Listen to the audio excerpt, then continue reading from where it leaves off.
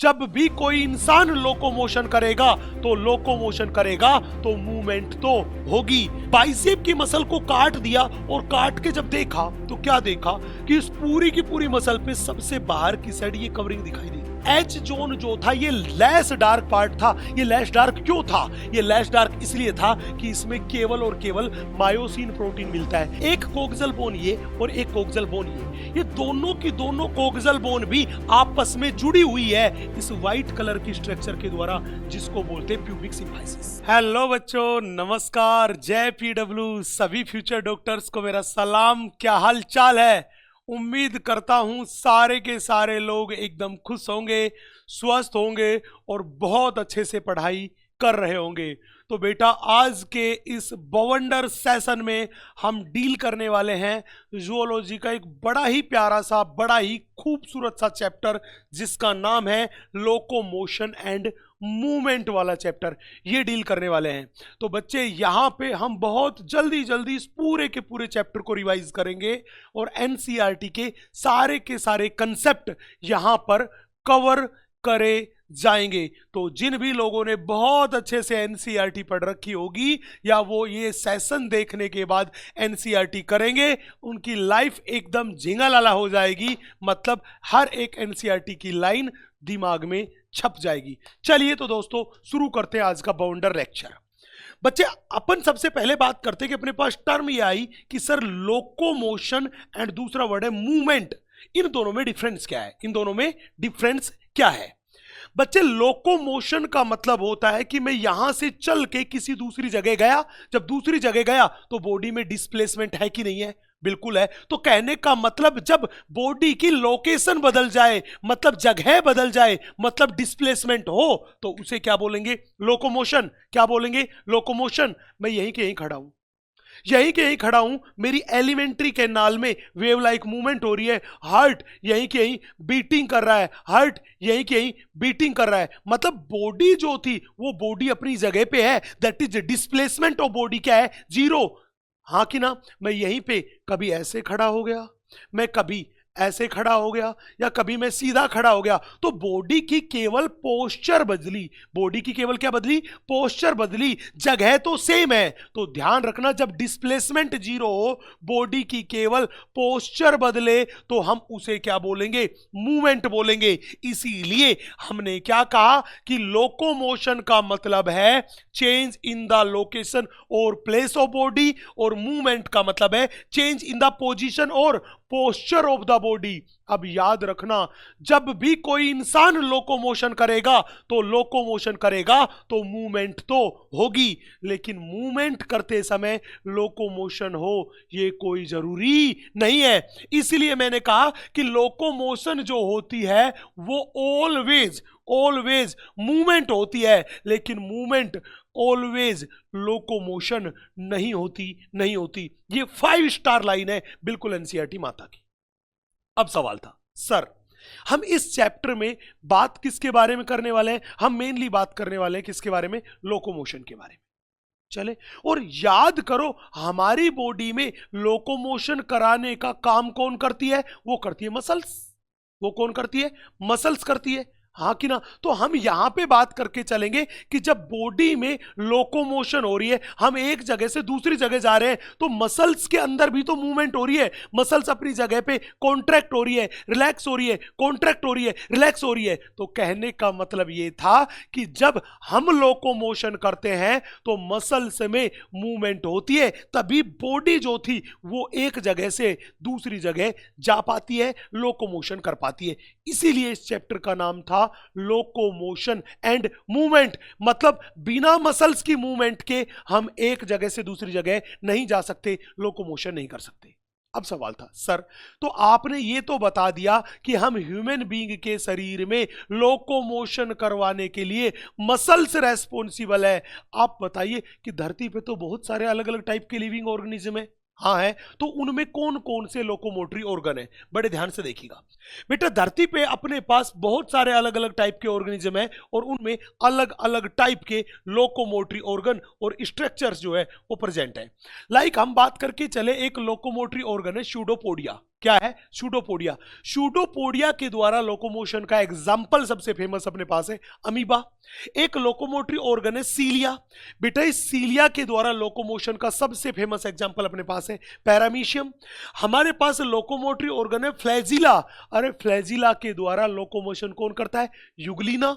Next हमारे पास locomotory organ का नाम है टेंटाकल्स। और याद करो एनिमल किंगडम में पढ़ा होगा कि टेंटाकल्स लोकोमोशन में हेल्प करते हैं। किसमें? हमने बोला सीलेंट्रेटा के मेंबर्स, दैट इज हाइड्रा में।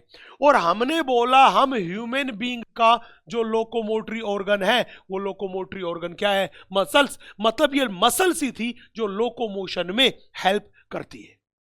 तो हम यहां पे जो भी बात करके जाएंगे वो इन मसल्स के बारे में ही करके जाएंगे। यही हमारा आज के लेक्चर का की पॉइंट होगा। हम यहां पे मसल्स के बारे में ही बाउंडर मचाएंगे। चलिए कहानी शुरू करते हैं मसल्स के बारे में।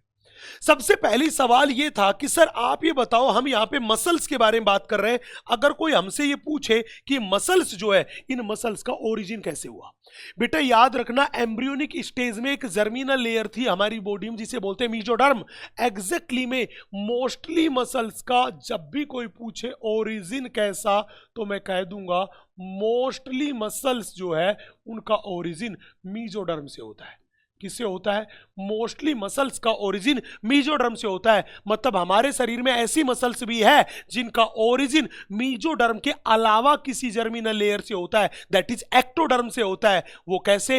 आंखों के आइरिस की मसल, आंखों के ही सीलियरी बॉडी की मसल्स, उनका ओरिजिन किससे होता है? एक्टोडर्म से। तो अगर सवाल पूछे कि all muscles are originated from mesoderm तो बात क्या कहोगे? गलत बात, गलत बात, गलत बात, क्योंकि some muscles are there which are originated from ectoderm like ciliary body की मसल्स एंड आइरिस की मसल्स। अब सवाल था सर आप ये बताओ हमारे शरीर में जो मसल्स थी वो मसल्स बॉडी के वेट में कितना कंट्रीब्यूट करती है? बेटा एक नॉर्मल हेल्दी एडल्ट मेल को देखे तो उसके शरीर में मसल्स जो होती है वो टोटल बॉडी वेट का 40 से 50% पार्ट है। कितना पार्ट है? 40 से 50% पार्ट है। सवाल था सर अगर कोई कहे कि मसल्स के कैरेक्टरिस्टिक फीचर्स बताओ। बेटा मसल्स के टोटल मिला के 3 कैरेक्टरिस्टिक फीचर्स है, 3 प्रॉपर्टी है। सबसे पहली एक्साइटेबिलिटी, मतलब अगर बाहर से कोई स्टिमुलस आएगा तो ये उनको रिसीव करके एक्साइटेड स्टेज में चली जाती है, इनका डीपोलराइजेशन हो जाता है। नेक्स्ट कॉन्ट्रैक्टिलिटी, मतलब ये था कि इनमें कॉन्ट्रैक्शन की एबिलिटी है, मतलब ये जो थी ये क्या हो सकती है? शॉर्ट हो सकती है, इनका साइज रिड्यूस हो सकता है। नेक्स्ट एक्सटेंसिबिलिटी, मतलब इनमें स्ट्रेचिंग एबिलिटी भी प्रेजेंट है, स्ट्रेचिंग एबिलिटी भी प्रेजेंट है। नेक्स्ट इलास्टिसिटी, हमने बोला कि अगर कोई मसल्स जो थी वो स्ट्रेच हो गई है एक्सटेंसिबिलिटी की वजह से तो जो ही वो नॉर्मल स्टेज में जाएगी, नॉर्मल स्टेज में जाएगी मतलब ये था रिलैक्स होगी तो अपनी नॉर्मल स्टेज में चली जाएगी। तो मसल्स में इलास्टिसिटी का करैक्टर भी है कि वो कॉन्ट्रैक्ट भी कर सकती है, कॉन्ट्रैक्ट करके जब रिलैक्स होगी तो नॉर्मल स्टेज में, या जब वो स्ट्रेच होगी तो स्ट्रेच होने के बाद भी वो अपनी नॉर्मल स्टेज में लौट सकती है, इसीलिए बोला इसको इलास्टिसिटी। फिजिक्स में ये पूरा का पूरा चैप्टर है। चलिए भैया, तो मसल की ये 4 प्रॉपर्टीज है जो आपको याद रखनी है। अब हम 1 बाय 1 करके बात करते हैं। सबसे पहले सवाल था कि सर ये मसल्स जो है ये मसल्स कितने टाइप की है? बेटा मसल्स को हमने 3 टाइप में क्लासिफाइड कर दिया, skeletal muscles, smooth muscles and cardiac muscles. अब पूछेगा सर स्केलेटल मसल के बारे में खास बात, स्केलेटल मसल्स है ये देखने में कैसी दिखाई दे रही है? सिलेंड्रिकल। ये पूछेगा स्मूथ मसल्स कैसी दिखाई दे रही है? हमने बोला ये स्मूथ मसल जो हमें दिखाई दे रही है ये दिखाई दे रही है फ्यूसीफॉर्म। कैसी स्ट्रक्चर दिखाई दे रही है? फ्यूसीफॉर्म। अब सवाल ये था सर फ्यूसीफॉर्म स्ट्रक्चर का क्या मतलब है? क्या मतलब है? बेटा यहां पे देखिए ये अपने पास एक स्मूथ मसल है, हमने एक स्मूथ मसल का डायग्राम यहां पे ड्रॉ किया। हमने क्या देखा, इस स्मूथ मसल के दोनों सिरे देखिए, ऊपर वाला सिरा भी ऊपर से टैपर है, दैट इज नैरो है, और ये नीचे वाला सिरा भी नीचे से क्या है? नैरो है, टैपर है, नैरो है, टैपर है। टैपर का मतलब नैरो है। तो ऐसी मसल जिसके दोनों एंड टैपर है, नैरो है, इस स्ट्रक्चर को क्या बोलते हैं? फ्यूसिफॉर्म। और ये किसके पास है? स्मूथ मसल्स के पास। हमने बोला ये कार्डियक मसल बॉडी में केवल हार्ट में मिलती है, और ये भी कैसी होती है? सिलेंड्रिकल स्ट्रक्चर वाली। ये भी कैसी? सिलेंड्रिकल स्ट्रक्चर वाली। अब सवाल था सर अगर न्यूक्लियस के बेसिस पे बात करें तो बच्चे ध्यान रखना, ये स्केलेटल मसल को ध्यान से देखो, ये अनब्रांच्ड है और इसमें बहुत सारे न्यूक्लियस होते हैं, मतलब बहुत सारे न्यूक्लियस होते हैं। इसका मतलब ये कैसी हुई? ये अपने पास अनब्रांच्ड है एंड कैसी हुई? मल्टी न्यूक्लिएटेड हुई। जबकि ये स्मूथ मसल है, ये भी अनब्रांच्ड है। कैसी है? अनब्रांच्ड है, लेकिन इसमें न्यूक्लियस केवल और केवल कितना? एक, इसलिए ये कैसी है? यूनिन्यूक्लिएटेड है। हम बात करते हैं हार्ट मसल्स के बारे में। बच्चे हार्ट मसल्स को देखोगे तो ये अपने पास ब्रांच्ड होती है, लेकिन न्यूक्लियस इनमें कितना होता है? न्यूक्लियस इनमें होता है एक। सवाल था सर इस ये में न्यूक्लियस कई सारे, इसमें भी न्यूक्लियस एक, इसमें भी न्यूक्लियस एक, बताओ इसके कई सारे न्यूक्लियस है वो कहां होते हैं? बेटा इनके कई सारे न्यूक्लियस इनकी सेल मेम्ब्रेन के नजदीक होते हैं, मतलब पेरिफेरल पार्ट में होते हैं, उन्हें बोल दिया पेरिफेरल न्यूक्लियस। जबकि इन दोनों में केवल एक ही न्यूक्लियस होता है। सेल में कितना न्यूक्लियस होता है? मसल सेल में एक ही न्यूक्लियस होता है, और वो सेल के सेंटर में होता है, इसलिए हमने बोला यहां पे भी सेंट्रल न्यूक्लियस और यहां पर भी सेंट्रल न्यूक्लियस। अब बड़े ध्यान से देखना, जब हम एनसीईआरटी माता को बड़े ध्यान से देखते हैं तो हमने यहां पे देखा कि यहां पे लाइन लिखी हुई है स्ट्राइएशन, और यहां पे भी लाइन लिखा हुआ है स्ट्राइएशन। एग्जैक्टली में बताइए सर इस स्ट्राइएशन का क्या मतलब है? बड़े ध्यान से देखना, हमने स्केलेटल मसल्स का एक मसल फाइबर लिया और उस मसल फाइबर को स्टडी किया, तो क्या देखा? उस मसल फाइबर में ऑल्टरनेटिव ऑर्डर में dark band and light band present थे। ऑल्टरनेटिव ऑर्डर में क्या प्रेजेंट थे? डार्क बैंड जो ब्लू कलर के दिखाए एंड उनके बीच का स्पेस लाइट बैंड प्रेजेंट थे। ये ऐसे दिखाई दे रहा था, एक परत के ऊपर दूसरी परत, एक लेयर के ऊपर दूसरी लेयर। तो हमने बोला light band and dark band present है और ये लेयर की फॉर्म में दिखाई दे रहे हैं, इसीलिए हमने बोला लेयर्स के लिए टर्म आती है स्ट्राइएशन। तो हमने बोला ऐसी मसल जिसमें light and dark present bond present है और वो किस फॉर्म में दिखाई दे रहे हैं? लेयर की तरह दिखाई दे रहे हैं, ऐसी मसल्स को बोलते हैं स्ट्राइएटेड मसल्स। क्या बोलते हैं? स्ट्राइएटेड मसल्स, क्योंकि उनमें स्ट्राइएशंस है, लाइट एंड डार्क बैंड्स की लेयर्स बनी हुई है। जबकि ऐसी मसल जिनमें ये स्ट्राइएशन नहीं होता, लाइट एंड डार्क बैंड नहीं होता, उन्हें अपन बोलते हैं नॉन स्ट्राइएटेड मसल्स, बोलते हैं नॉन स्ट्राइएटेड मसल्स। अब सवाल था सर ये स्ट्राइएशन किसमें? ये स्ट्राइएशन केवल दो मसल में, या तो स्केलेटल मसल्स को देखो या फिर आप कार्डियक मसल को देखो, केवल इन्हीं मसल्स में स्ट्राइएशन प्रेजेंट है, बाकी अपने पास इन स्मूथ मसल्स में स्ट्राइएशन नहीं है। तो जब भी बोले लाइट एंड डार्क बैंड कौन सी मसल्स में, हमने बोला स्केलेटल मसल्स में एंड कार्डियक मसल्स में, वो पूछेगा कौन सी मसल्स स्ट्राइएटेड जिनमें स्ट्राइएशन प्रेजेंट है, that is skeletal muscles and cardiac muscles. Smooth muscles non striated muscles है, नॉन स्ट्राइएटेड मसल्स है। चले अब हमने एक चीज और नोट की, इन कार्डियक मसल को देखा तो इन कार्डियक मसल्स में दो मसल सेल के बीच में जंक्शन दिखाई दिए। ये जो जंक्शन दिखाई दे रहे हैं इन्हें एग्जैक्टली में मेरे दोस्त हम बोल के चलते हैं, वो बोल के चलते हैं इंटरकैलेटेड डिस्क। ये इंटरकैलेटेड डिस्क है, ये एग्जैक्टली में दो कार्डियक मसल सेल के बीच में कम्युनिकेशन जंक्शन है, जिसके द्वारा कॉन्ट्रैक्शन का इंपल्स एक कार्डियक मसल से दूसरी कार्डियक मसल्स में आसानी से पास हो जाता है। इसी वजह से हार्ट के एट्रियम की सारी कार्डियक मसल एक साथ कॉन्ट्रैक्ट होती है, हार्ट के वेंट्रिकल की सारी कार्डियक मसल्स एक साथ कॉन्ट्रैक्ट होती है। किस वजह से? इन इंटरकैलेटेड डिस्क की वजह से। और ध्यान रखना ये इंटरकैलेटेड डिस्क केवल और केवल कार्डियक मसल में मिलती है, ना तो स्मूथ मसल में मिलती और ना ही स्केलेटल मसल में मिलती है। चले भैया अब यही कुछ बात मैंने यहां पर लिख दी है। हमने बोला light and dark band present है किसमें? स्केलेटल मसल्स में। Light and dark band absent है किसमें? स्मूथ मसल में। और light and dark band present है किसमें? कार्डियक मसल में। पहली बात। दूसरी बड़ी बात कि ये जो मेरे पास स्केलेटल मसल्स है ये हमारे कंट्रोल में होती है, इसलिए इन्हें क्या बोलते हैं? Voluntary muscle. जबकि स्मूथ मसल भी हमारे कंट्रोल में नहीं होती और ये कार्डियक मसल भी हमारे कंट्रोल में नहीं होती, इसलिए इनको बोलते हैं अपन इनवॉलेंट्री मसल्स। अब पूछेगा इंटरकैलेटेड डिस्क किसमें प्रेजेंट थी? अरे इंटरकैलेटेड डिस्क तो केवल और केवल कार्डियक मसल में प्रेजेंट थी, इनमें भी intercalated disc absent smooth muscle में, और इस स्केलेटल मसल्स में भी इंटरकैलेटेड डिस्क क्या थी? एब्सेंट। सवाल पूछेगा सर सेल जंक्शन, बेटा सेल जंक्शन जो होते हैं वो स्केलेटल मसल में कंप्लीटली एब्सेंट होते हैं। स्केलेटल मसल्स में कोई भी सेल जंक्शन प्रेजेंट नहीं होता, जबकि स्मूथ मसल्स में सेल जंक्शन प्रेजेंट होते हैं। और अपने पास कार्डियक मसल है, उनमें भी cell junction, communicating junction present होते हैं। वो पूछेगा बताओ सबसे ज्यादा सेल जंक्शन कौन सी मसल में मिलते हैं, तो ध्यान रखना मैक्सिमम सेल जंक्शन जो मिलते हैं, मैक्सिमम जो मिलते हैं वो किस में मिलते हैं, कार्डियक मसल में मिलते हैं, और स्केलेटल मसल में कोई सेल जंक्शन नहीं होते। अब याद था सर कौन सी मसल ऐसी है जो मसल ऐसी है जिसमें अगर कॉन्ट्रैक्शन एंड रिलैक्सेशन होगा तो हमें थकान फील होगी। बेटा थकान फील होती है, दैट इज फैटिग मसल है, वो अपने पास है कार्डियक मसल, सॉरी वो अपने पास है स्केलेटल मसल। स्केलेटल मसल्स में ही थकान फील होती है। स्मूथ मसल्स भी नॉन फैटिग है, इनमें भी थकान फील नहीं होती, और हार्ट मसल भी नॉन फैटिग है, इसमें भी हमें थकान फील नहीं होती। बड़ा प्यारा सा सवाल पूछेगा सर आप एक बात बताओ, आप बताओ स्केलेटल मसल्स कहां मिलेगी। अरे हमारे हाथ और पैरों में जो भी मसल्स है वो कैसी है, स्केलेटल मसल्स। हम बाइसेप्स और ट्राइसेप्स की बात करें तो कौन सी मसल है, स्केलेटल मसल्स। अरे यहां पे तुम 6 पैक बनाते हो, 8 पैक बनाते हो, वो कौन सी मसल्स, एब्डोमिनल की वॉल की मसल। ये सारी मसल्स कैसी है, हमने बोला ये एग्जाम्पल है स्केलेटल मसल्स की। वो पूछेगा स्मूथ मसल्स, हमारे gastrointestinal tract, alimentary canal में पेरिस्टाल्सिस मूवमेंट करवाती है, कौन सी मसल, स्मूथ मसल्स। हमारी ब्लड वेसल की वॉल में प्रेजेंट है, कौन सी muscle, smooth muscles. Urinary bladder में, अरे यूरिनरी ब्लैडर में कॉन्ट्रैक्शन होता है तभी तो तुम मूत्र विसर्जन कर पाते हो, तो यूरिनरी ब्लैडर की वॉल में कौन सी मसल, स्मूथ मसल। जब भी पूछे आंखों की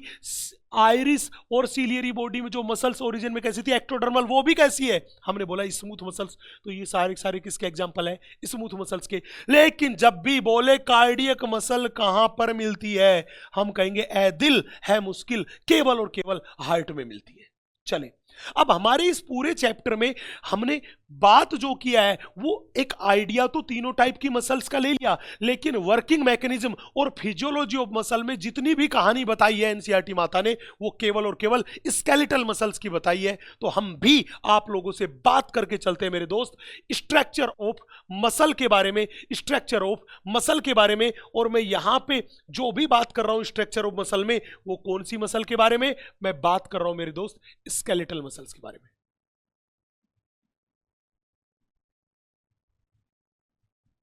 बिल्कुल एनसीईआरटी माता वाली बात कर रहा हूं, किसके बारे में, स्केलेटल मसल्स के बारे में। हमने बोला हमने ये एक इंसान लिया, यस, ये इसकी बॉडी सूडी देखी, बाइसेप देखी, और हमने यहीं से इसकी मसल्स को काट दिया। बाइसेप की मसल को काट दिया, और काट के जब देखा तो क्या देखा कि इस पूरी की पूरी मसल पे सबसे बाहर की साइड ये कवरिंग दिखाई दे रही है। बोला हाँ कवरिंग दिखाई दे रही है। ये सबसे बाहर की साइड जो पूरी की पूरी कवरिंग दिखाई दे रही है इसे बोलते हैं एपिमाइसियम। क्या बोलते हैं, एपिमाइसियम। एग्जैक्टली में ये epimysium white fibrous connective tissue की कवरिंग है। कौन से टिश्यू की कवरिंग है, हमने बोला ये एपिमाइसियम जो है ये एग्जैक्टली में व्हाइट फाइब्रस कनेक्टिव टिश्यू की कवरिंग है, मतलब इसमें कोलेजन फाइबर्स क्या है, प्रेजेंट है। बोला सर ठीक है। अब हमने क्या देखा, इस एपिमाइसियम के अंदर ये बहुत सारे व्हाइट कलर के डब्बे दिखाई दे रहे हैं। हमने कहा ये व्हाइट कलर के डब्बे हैं क्या, बेटा ये जो एक व्हाइट कलर का डब्बा है इसे बोलते हैं फेसिकल। क्या बोलते हैं, फेसिकल।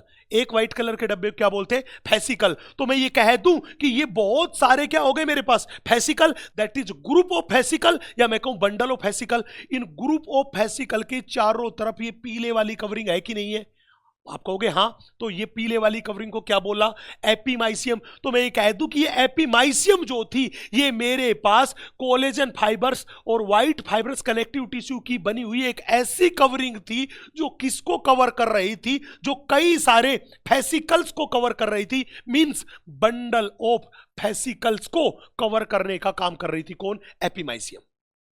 बोला ठीक बात है सर। अब गुरुजी एक बात बताओ, हमने कहा हाँ पूछो। बोला सर इस एक फेसिकल को देखें तो इस एक फेसिकल के अंदर क्या है, बेटा इस एक फेसिकल के अंदर बहुत सारी ब्लू कलर की संरचना दिखाई दे रही है, स्ट्रक्चर दिखाई दे रही है। ये ब्लू कलर की स्ट्रक्चर है, ये एग्जैक्टली में मसल सेल। क्या है, मसल सेल, या मैं कह दूं मसल फाइबर। तो मैं कह दूं कि एपिमाइसियम किसको घेरे हुए है? बंडल ऑफ या बहुत सारे फेसिकल्स को घेरे हुए है, या बंडल ऑफ फेसिकल्स को घेरे हुए है। वो पूछेगा एक फेसिकल में क्या है? मैंने कहा कई सारी मसल सेल या कई सारे मसल फाइबर है। तो मैं ये कह दूं, जब भी कोई कहे कि बोल रहे झंडू फेसिकल क्या है, तो झंडू क्या बोलेगा? झंडू कहेगा गुरुजी ग्रुप ऑफ मसल सेल या ग्रुप ऑफ मसल फाइबर, या मैं कह दूं bundle of muscle fibre. Bundle of muscle fibre को क्या बोलते हैं? फेसिकल बोलते हैं। बोला सर ठीक बात है, बंडल ऑफ मसल फाइबर को क्या बोलते हैं? फेसिकल बोलते हैं। अब सवाल था ये पूरा का पूरा क्या था? फेसिकल। हमने क्या काम किया? इस एक फेसिकल को ऐसे पकड़ के बाहर खींचा, तो क्या देखा कि इस पूरे के पूरे मसल्स के बंडल के चारों तरफ एक कवरिंग प्रेजेंट है, और वो कवरिंग है कौन सी? व्हाइट वाली कवरिंग। वो कवरिंग है व्हाइट वाली कवरिंग, और इस व्हाइट वाली कवरिंग को क्या बोल दिया? पेरीमाइसियम। सवाल पूछेगा ये पेरीमाइसियम किसको घेरे होती है, किसके चारों तरफ कवरिंग है? तो हमने कहा कि पेरीमाइसियम है ये फेसिकल की कवरिंग है। किसकी कवरिंग है? फेसिकल की कवरिंग है। पूछेगा रे फेसिकल क्या था? हमने बोला मसल सेल और मसल फाइबर का बंडल था। तो मैं कह दूं कि पेरीमाइसियम है ये है कवरिंग ऑफ फेसिकल, या मैं कह दूं ये अपने पास है covering of bundle of muscle fibre. तो जब भी पूछे पेरीमाइसियम क्या है, हमने बोला covering around bundle of muscle fibre, bundle of muscle fibre, या मैं कह दूं covering around fascicle. Covering around fascicle, क्या कह दूं? Covering around fascicle. ये लीजिए,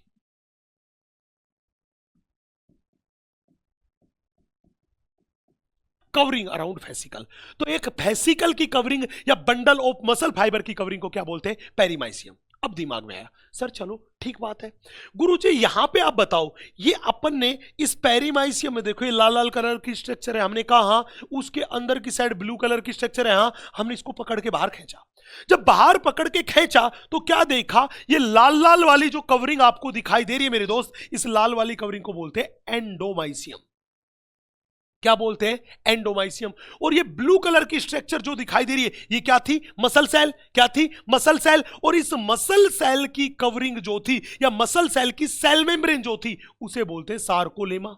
क्या बोलते हैं? सार्कोलेमा। तो मैं ये कह दूं ये मेरे पास ब्लू वाली है, ये मसल सेल है, और मसल सेल की कवरिंग को या सेल मेम्ब्रेन को क्या बोलते हैं? सार्कोलेमा बोलते हैं। तो हमने बोला मसल सेल के चारों तरफ कौन सी कवरिंग थी? ये लाल रंग वाली कवरिंग। इस लाल रंग वाली कवरिंग को क्या बोलते हैं? एंडोमाइसियम। तो जब भी कोई कहे बताओ एंडोमाइसियम क्या है, आप कहोगे एक मसल फाइबर या मसल सेल के अराउंड प्रेजेंट कवरिंग को क्या बोलते हैं? एंडोमाइसियम। क्या बोलते हैं? एंडोमाइसियम। जब भी पूछे सार्कोलेमा किसको बोलते हैं, तो आप कहोगे मसल सेल की सेल मेम्ब्रेन है उसे बोलते हैं सार्कोलेमा। उसे क्या बोलते हैं? सार्कोलेमा। बोला गुरुजी ठीक है, पर सर आप देखो ये नीले वाली मसल है। हमने कहा इस मसल सेल के अंदर ये पीले पीले क्या है? बेटा एक मसल सेल के अंदर ये जो पीले पीले मैंने बना रखे हैं ये एग्जैक्टली में मायोफाइब्रिल्स है। मसल सेल को बोलते हैं मसल फाइबर। क्या बोलते हैं? Muscle fibre. और मसल फाइबर के अंदर जो होते हैं उन्हें क्या बोलते हैं? मायोफाइब्रिल। बिना मायोफाइब्रिल के मसल कॉन्ट्रैक्शन नहीं कर सकती। तो ध्यान रखना अगर मसल को कॉन्ट्रैक्शन करना है तो उसमें मायोफाइब्रिल्स होने जरूरी है। इसीलिए एनसीईआरटी माता ने लिखा कि myofibrils are character of muscle fibre और मसल सेल। ये मायोफाइब्रिल्स है। चले तो कहानी क्या हुई? कहानी ये हुई कि एक मसल सेल मसल फाइबर में बहुत सारे मायोफाइब्रिल होते हैं, बहुत सारे मायोफाइब्रिल होते हैं, और एक फेसिकल जो होता है उस एक फेसिकल में बहुत सारी मसल सेल होती है। मसल सेल होती है। याद रखना बहुत प्यारा कंसेप्ट है, एनसीईआरटी माता की लाइन टू लाइन है। चले अब दिमाग में आया गुरुजी हमने मोटा मोटा बात कर ली है कॉम्प्लेक्स मसल के बारे में, लेकिन अगर कोई कहे कि आप हमें एक मसल सेल के बारे में बताओ, आप हमें एक मसल सेल के बारे में बताओ, तो उस मसल सेल की स्ट्रक्चर कैसी होती है? बड़े ध्यान से देखना। हमने यहां पे आपके सामने एक स्केलेटल मसल सेल की स्ट्रक्चर को ड्रॉ करने की कोशिश की है। हमने बोला है कि स्केलेटल मसल सेल को देखोगे तो मसल सेल की सेल मेम्ब्रेन को क्या बोलते हैं? सार्कोलेमा। सार्कोलेमा क्या था? हमने बोला ये मेरे पास है सेल मेम्ब्रेन। क्या है मेरे पास? Cell membrane of muscle cell. इसे क्या बोलते हैं? सार्कोलेमा। अब हमने बोला मसल एक सेल है, तो सेल के अंदर साइटोप्लाज्म भी तो होगा। ये पीले पीले रंग का मटेरियल है, ये मसल सेल का साइटोप्लाज्म है। और मसल सेल के साइटोप्लाज्म को क्या बोलते हैं? हमने बोला ये अपने पास है साइटोप्लाज्म। और मसल सेल का जो साइटोप्लाज्म है उसे क्या बोलते हैं? उसे बोलते हैं सार्कोप्लाज्म। उसे क्या बोलते हैं? सार्कोप्लाज्म। बोलो ठीक है। अब यहां पे देखिए, इस मसल सेल में ये सार्कोलेमा कुछ कुछ जगह पर इनफोल्ड हो गई, अंदर की तरफ धस गई। धस गई कि नहीं धस गई? हाँ। तो ये सार्कोलेमा जब अंदर की तरफ धसी तो इसकी वजह से यहां पे एक ट्यूब लाइक स्ट्रक्चर बन गई, जिसे अपन बोलते हैं ट्रांसवर्स ट्यूब्यूल और टी ट्यूब्यूल। ट्रांसवर्स ट्यूब्यूल और टी ट्यूब्यूल। तो जब भी बोले ट्रांसवर्स ट्यूब्यूल और टी ट्यूब्यूल कैसे बनी, तो आप कहोगे सार्कोलेमा की इनफोल्डिंग की वजह से बनी। बोला ये टी ट्यूब्यूल क्या काम करती है? तो हमने बोला कि जब न्यूरॉन मसल के पास कॉन्ट्रैक्शन के इंपल्स लेके आती है, तो ये उस कॉन्ट्रैक्शन के इंपल्स को लेके जाती कहां पे? सार्कोप्लाज्म में। मतलब ये क्या काम करती है? Conduction of impulse into the sarcoplasm. Sarcoplasm में इंपल्स का कंडक्शन करना वो किसका काम है? वो है ट्रांसवर्स ट्यूब्यूल का। अब यहां पे देखिए, अंदर की साइड इस ट्रांसवर्स ट्यूब्यूल के पास आपको दिखाई दे रही है सार्कोप्लाज्मिक रेटिकुलम। पूछेगा ये सार्कोप्लाज्मिक रेटिकुलम है क्या? बेटा ये मसल सेल के अंदर प्रेजेंट स्मूथ एंडोप्लाज्मिक रेटिकुलम है, और इसके अंदर कैल्शियम आयंस भरे होते हैं। क्या भरे होते हैं? Calcium ions. और ये कैल्शियम आयंस मसल्स के कॉन्ट्रैक्शन के लिए बेहद जरूरी है। आप देख रहे हो इस मसल सेल के अंदर ये रेड कलर की स्ट्रक्चर दिखाई दे रही है। ये रेड कलर की स्ट्रक्चर जो है इसको बोलते हैं मायोग्लोबिन। दोस्तों, जैसे हमारे ब्लड में हीमोग्लोबिन होता है, ऐसे ही मसल सेल के अंदर क्या प्रेजेंट होता है? मायोग्लोबिन। और ये मायोग्लोबिन क्या है? हमने बोला ये भी रेस्पिरेटरी पिगमेंट है।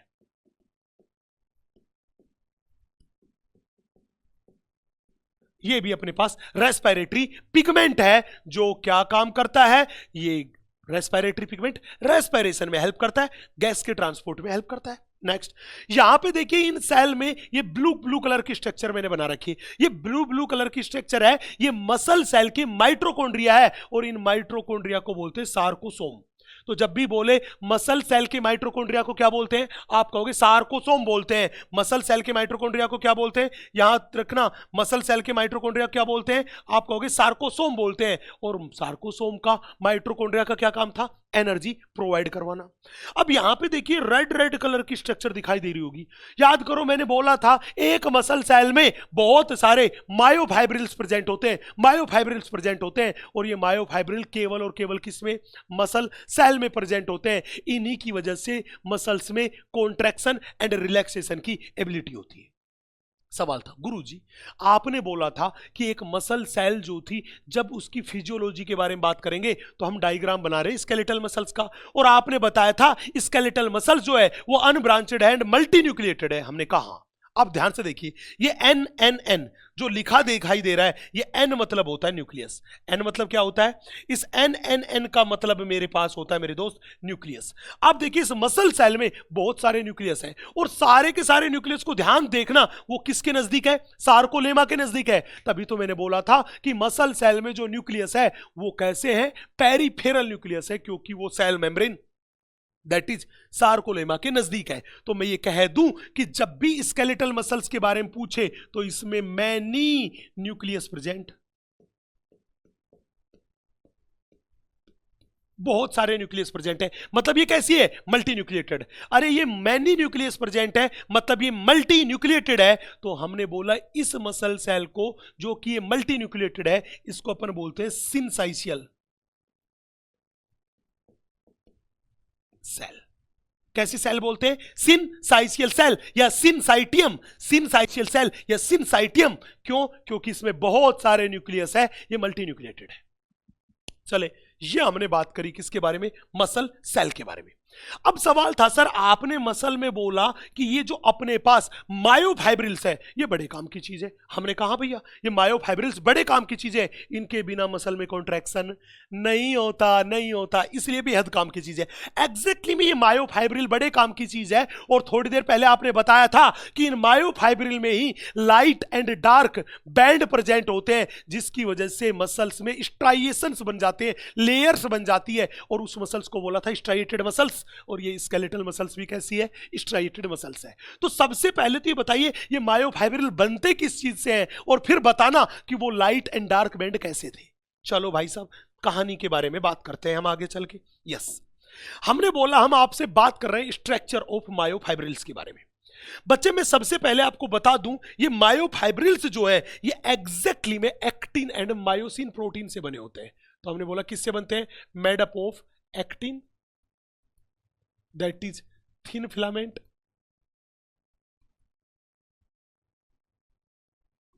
and myosin that is thick filament।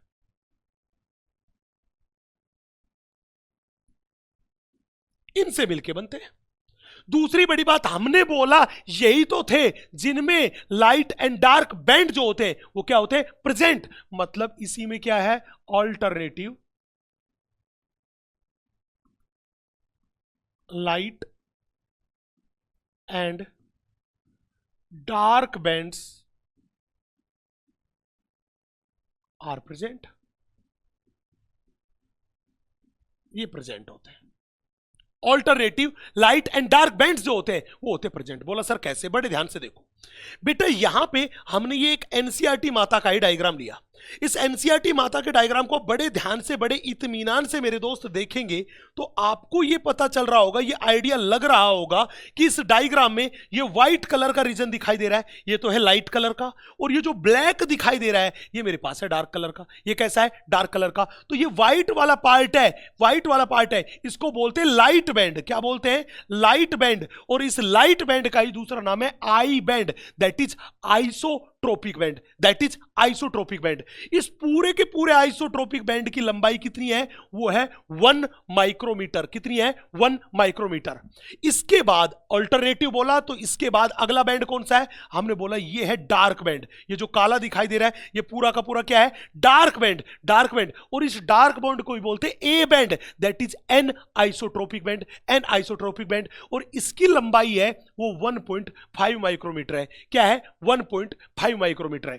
फिर उसके बाद दोबारा से क्या आ गया? Light band, that is I band, जिसकी लंबाई कितनी है? 1 माइक्रोमीटर है। अब बड़े ध्यान से देखना, आप देखिए ये व्हाइट वाला मेरे पास एक लाइट बैंड है, फिर उसके बाद डार्क बैंड, और फिर उसके बाद लाइट बैंड, फिर उसके बाद डार्क बैंड। तो बताओ light and dark band alternative order में प्रेजेंट है कि नहीं है? एक के बाद एक है कि नहीं है? आपने कहा हाँ बिल्कुल एक के बाद एक है। अब सवाल पूछेगा बड़ा प्यारा सा सवाल कि सर ये पूरा का पूरा लाइट बैंड है, इस लाइट बैंड के बीच में हमें ये ब्लैक ब्लैक सी लाइन दिखाई दे रही है, ये ब्लैक ब्लैक सी लाइन है क्या? बेटा ये ब्लैक ब्लैक सी लाइन एग्जैक्टली में इस लाइन को हम बोल के चलते हैं जेड लाइन। क्या बोलते हैं? Z line. देखिए उस लाइट बैंड के बीच में भी है और इस लाइट बैंड के बीच में भी है। इसका मतलब हर एक लाइट बैंड के बीच में एक लाइन प्रेजेंट होती है, एक लाइन प्रेजेंट होती है, और इस लाइन को क्या बोल दिया? जेड लाइन बोल दिया। ये जेड लाइन जो है ये एग्जैक्टली में प्रोटीन की बनी होती है, प्रोटीन की बनी होती है। तो अब सवाल था कि दो जेड लाइन, एक जेड लाइन ये और एक जेड लाइन ये, इन दोनों जेड लाइन के बीच की डिस्टेंस जो थी उसे क्या कहते हैं? बेटा इन दोनों जेड लाइन के बीच की डिस्टेंस है वो है मेरे पास 1.5 माइक्रोमीटर, और दो जेड लाइन के बीच की जगह को क्या बोल दिया? हमने बोल दिया सार्कोमियर। सार्कोमियर, ये सार्कोमियर है, ये ही मसल्स की स्ट्रक्चरल एंड फंक्शनल यूनिट है। मतलब जब कोई मसल कॉन्ट्रैक्शन करती है तो सारे का सारा चेंज आसानी से कहां देख सकते हो? सार्कोमियर में को देख सकते हो। क्या कहां देख सकते हो? सार्कोमियर को। तो मैंने बोला space between two Z line, ये जो पूरा का पूरा स्पेस था इसे बोल दिया सार्कोमियर। अब सवाल था गुरुजी एक बात बताओ, हमने कहा हाँ पूछो, सर यहां पे इस डार्क बैंड को हम देख रहे हैं, हमने कहा डार्क बैंड को देख रहे हैं। इन डार्क बैंड का ये जो भाग है, इधर वाला किनारा और इधर वाला किनारा, ये दोनों तो बहुत ज्यादा डार्क है, दैट इज मैंने लिख रखा है मोर डार्क है, मोर डार्क है। ये वाला पार्ट भी मोर डार्क है, लेकिन इसका बीच वाला भाग, इसका बीच वाला भाग, बीच वाला भाग, इसका बीच वाला भाग, मतलब यहां पे देखूं तो इसका ये वाला भाग, ये वाला भाग, ये वाला भाग किनारों के कंपैरिजन में लेस डार्क है, लेस डार्क है। तो मैं कह दूं इस ए बैंड के दोनों किनारे तो है मोर डार्क और सेंट्रल पार्ट है लेस डार्क। वो जो सेंट्रल लेस डार्क पार्ट है, सेंट्रल लेस डार्क पार्ट है, उसे बोलते हैं एच जोन। जब भी बोले एच जोन किसे बोला, आप कहोगे सेंट्रल लेस डार्क पार्ट को बोला एच जोन, एच जोन। अब सवाल था इस एच जोन जो था ये लेस डार्क पार्ट था, ये लेस डार्क क्यों था? ये लेस डार्क इसलिए था कि इसमें केवल और केवल मायोसिन प्रोटीन मिलता है। केवल कौन सा प्रोटीन मिलता है? मायोसिन प्रोटीन मिलता है। जबकि किनारे वाले पार्ट दोनों के दोनों मोर डार्क है, क्योंकि वहां पे एक्टिन एंड मायोसिन दोनों ही प्रेजेंट है, एक्टिन एंड मायोसिन दोनों ही प्रेजेंट है। अब हमने क्या देखा, ये जो मोर डार्क, ये जो less dark part that is H zone, इस एच जोन में एक लाइन दिखाई दी और इस लाइन को बोलते हैं एम लाइन। क्या बोलते हैं? M line. क्या बोलते हैं? M line. तो जब भी बोले एम लाइन कहां पाई जाती है, तो आप कहोगे डार्क बैंड और ए बैंड के एच जोन में पाई जाती है या सेंटर में पाई जाती है। कौन? M line. कौन? M line. अब इसी डायग्राम को हम थोड़े क्लियर फॉर्म में देख लेते हैं। यहां पे देखिएगा, बड़े इत्मीनान से देखिएगा। यस यस, बड़े ध्यान से देखिएगा। हमने बोला ये लाइट बैंड है, दैट इज आई बैंड, जो केवल और केवल इसमें कौन सी प्रोटीन प्रेजेंट है? रेड वाली, दैट इज एक्टिन प्रेजेंट है। जबकि ये ए बैंड है, दैट इज डार्क बैंड, इसमें देखिएगा दोनों किनारे वाले पार्ट पे तो एक्टिन रेड वाली और पीले वाली मायोसिन, एक्टिन रेड वाली पीले वाली मायोसिन दोनों प्रेजेंट है। और जबकि सेंट्रल जो लेस डार्क पार्ट है, जिसको हमने बोल रखा है एच जोन, वहां केवल और केवल क्या प्रेजेंट है? मायोसिन प्रेजेंट है। केवल और केवल क्या प्रेजेंट है? मायोसिन। तो हमने क्या बोला कि आई बैंड वो बैंड था जिसमें ओनली ओनली एक्टिन प्रेजेंट है, लेकिन ए बैंड जो था उसमें एक्टिन एंड मायोसिन दोनों प्रेजेंट है, एक्टिन एंड मायोसिन दोनों प्रेजेंट है। आप क्लियरली डायग्राम में देख सकते हैं। अब सवाल था सर इस आई बैंड को बीच से काटने का काम, इसको दो पार्ट में काटने का काम जो कर रही थी वो कौन कर रही थी? अरे हाँ कि ना, वो कर रही थी मेरे पास जेड लाइन। और जेड लाइन एक इलास्टिक लाइन है। कैसी लाइन है? इलास्टिक लाइन है। इलास्टिक लाइन है। कौन? जेड लाइन, जो सारे के सारे इलास्टिक, सारे के सारे एक्टिन फिलामेंट और थिन फिलामेंट को आपस में कनेक्ट करती है। इसलिए मैंने लिखा it connects all thin filaments of I band. आप देखिए एच जोन में भी एक लाइन प्रेजेंट है जिसे बोला हमने एम लाइन। कौन सी लाइन बोला? M line. याद करो ये एम लाइन जो हमने बोली, ये एम लाइन ये थिन फाइब्रस मेम्ब्रेन है। कैसी है? थिन फाइब्रस मेम्ब्रेन है। ये क्या काम करती है? ये सारे के सारे मायोसिन को आपस में जोड़ती है। ए बैंड में जितने भी मायोसिन है उनको सबको आपस में कनेक्ट करने का काम किसका है? इस एम लाइन का काम है। ये सारे के सारे मायोसिन को आपस में कनेक्ट करने का काम करती है। अब पूछेगा ये जेड लाइन और ये जेड लाइन, दो जेड लाइन के बीच के स्पेस को क्या बोलते हैं? सार्कोमियर। क्या बोलते हैं? सार्कोमियर, जिसकी लंबाई जो होती है वो 2.5 माइक्रोमीटर होती है। बस ये कहानी याद रखनी है। बड़े इत्मीनान से देख लीजिएगा, हर चीज को बहुत क्लियरली हमने मेंशन कर दिया है। चले आगे बढ़ते हैं। अब था सर आप हमें बताइए एक्टिन कॉम्प्लेक्स या थिन फिलामेंट को अगर हम देखें तो उस थिन फिलामेंट की क्या खास बात है? बेटा जब भी हम थिन फिलामेंट को देखेंगे तो उस थिन फिलामेंट में टोटल 3 टाइप की प्रोटीन है। कितने टाइप की प्रोटीन है? हमने बोला जब भी हम थिन फिलामेंट को देखेंगे तो उस थिन फिलामेंट में 3 टाइप की प्रोटीन है। एक है ट्रोपोनिन प्रोटीन, एक है ट्रोपोनिन प्रोटीन, एक है ट्रोपोमायोसिन प्रोटीन एंड तीसरा है F actin. F actin, F actin का मतलब फिलामेंटस एक्टिन। एग्जैक्टली में मैंने बोला थिन फिलामेंट को जब भी देखोगे तो ये थिन फिलामेंट में 3 टाइप की प्रोटीन आपको देखने को मिलेगी। थिन फिलामेंट में आपको 3 टाइप की प्रोटीन आपको देखने को मिलेगी। कौन सी? हमने बोला एक्टिन, हमने बोला ट्रोपोमायोसिन एंड हमने बोला ट्रोपोनिन। ट्रोपोनिन। ये 3 टाइप की प्रोटीन किसमें प्रेजेंट है? थिन फिलामेंट में प्रेजेंट है। अब हमने बोला जब भी बात करके चले कि एक्टिन प्रोटीन जो है ये किससे बनी है, हमने बोला ये एक्टिन प्रोटीन जो है ये किससे बनी है? हमने बोला ये बनी है made up of 2F actin. ये 2F एक्टिन से मिलकर बनी है, इसलिए मैंने बोला ये 2F actin that is filamentous actins थे जो रस्सी की तरह एक दूसरे से हेलिकली वाउंड है। तो ध्यान रखना, जब रस्सी की तरह 2F एक्टिन फिलामेंट आपस में लिपट जाते हैं तो क्या बनती है? एक्टिन प्रोटीन बनती है। क्या बनती है? Actin protein. तो यहां पे आप बड़े ध्यान से, बड़े इत्मीनान से देख सकते हैं मेरे दोस्त कि ये F एक्टिन है, इसके 2 फिलामेंट हैं, ये हरे हरे रंग के, जो कि रस्सी की तरह एक दूसरे से लिपटे हुए हैं, चले हेलिकली वाउंडेड है। और आप देखिए बिल्कुल रस्सी की तरह ही आपको दिखाई दे रही है ट्रोपोमायोसिन। इस ट्रोपोमायोसिन जो 2 रस्सी की तरह दिखाई दे रही, इसके भी कितने फिलामेंट है? 2 फिलामेंट है और ये पूरे की पूरी लेंथ में प्रेजेंट है। मतलब ये एफ एक्टिन की एंटायर लेंथ में प्रेजेंट है और एफ एक्टिन के ही बहुत नजदीक प्रेजेंट है। तो ध्यान रखना, जब भी बोले एक्टिन फिलामेंट में एफ एक्टिन के फिलामेंट कितने? 2। ट्रोपोमायोसिन के फिलामेंट कितने? 2। कौन सी ऐसी प्रोटीन थी which is present in entire length of actin close to F actin? तो ध्यान रखना वो भी मेरे पास कौन सी है? ट्रोपोमायोसिन है। नेक्स्ट, अगली मेरे पास है ट्रोपोनिन। अगली मेरे पास कौन सी है? ट्रोपोनिन। बच्चे ये जो ट्रोपोनिन है ये एग्जैक्टली में एक कॉम्प्लेक्स प्रोटीन है। कैसी प्रोटीन है? कॉम्प्लेक्स। बोला सर कॉम्प्लेक्स क्यों बोला? वो कॉम्प्लेक्स इसलिए बोला कि इस ट्रोपोनिन को अगर हम ध्यान से देखें तो इसकी टोटल मिला के अपने पास 3 सब यूनिट्स है।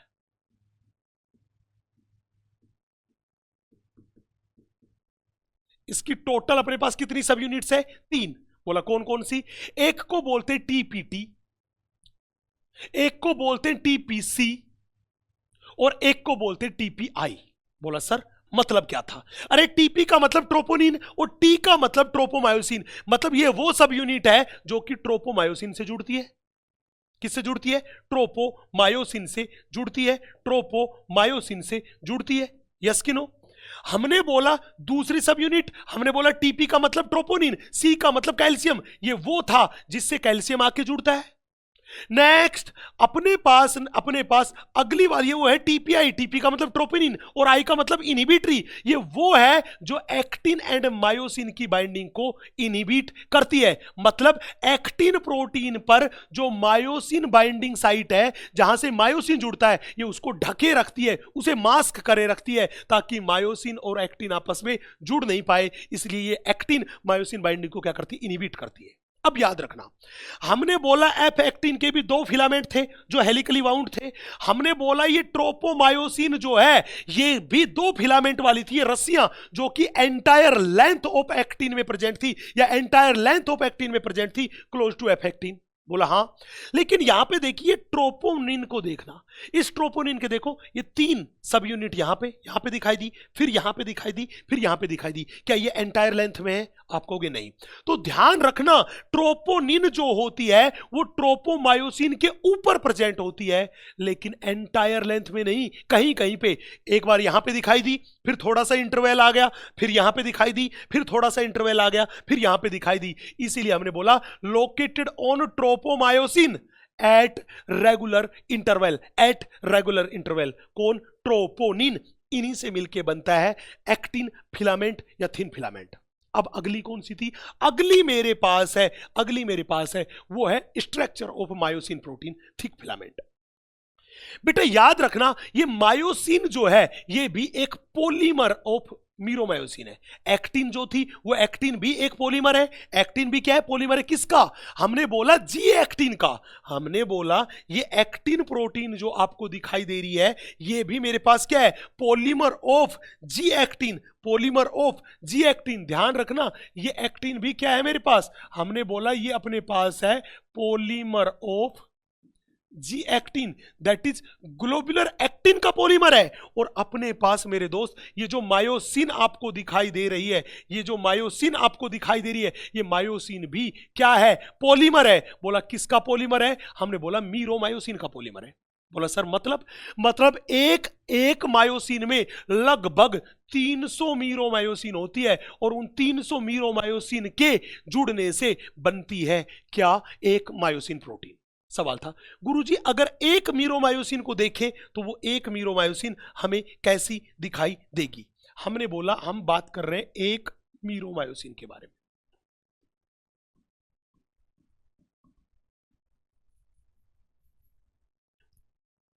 बेटा एक मीरोमायोसिन को देखोगे तो एक मीरोमायोसिन की टोटल मिला के 2 पार्ट्स है। एक मीरोमायोसिन के देखेंगे तो उसके कितने पार्ट्स हैं? हमने बोला इसके 2 पार्ट्स है। एक पार्ट जो होता है उसे अपन बोलते हैं HMM, दूसरे को बोलते हैं LMM।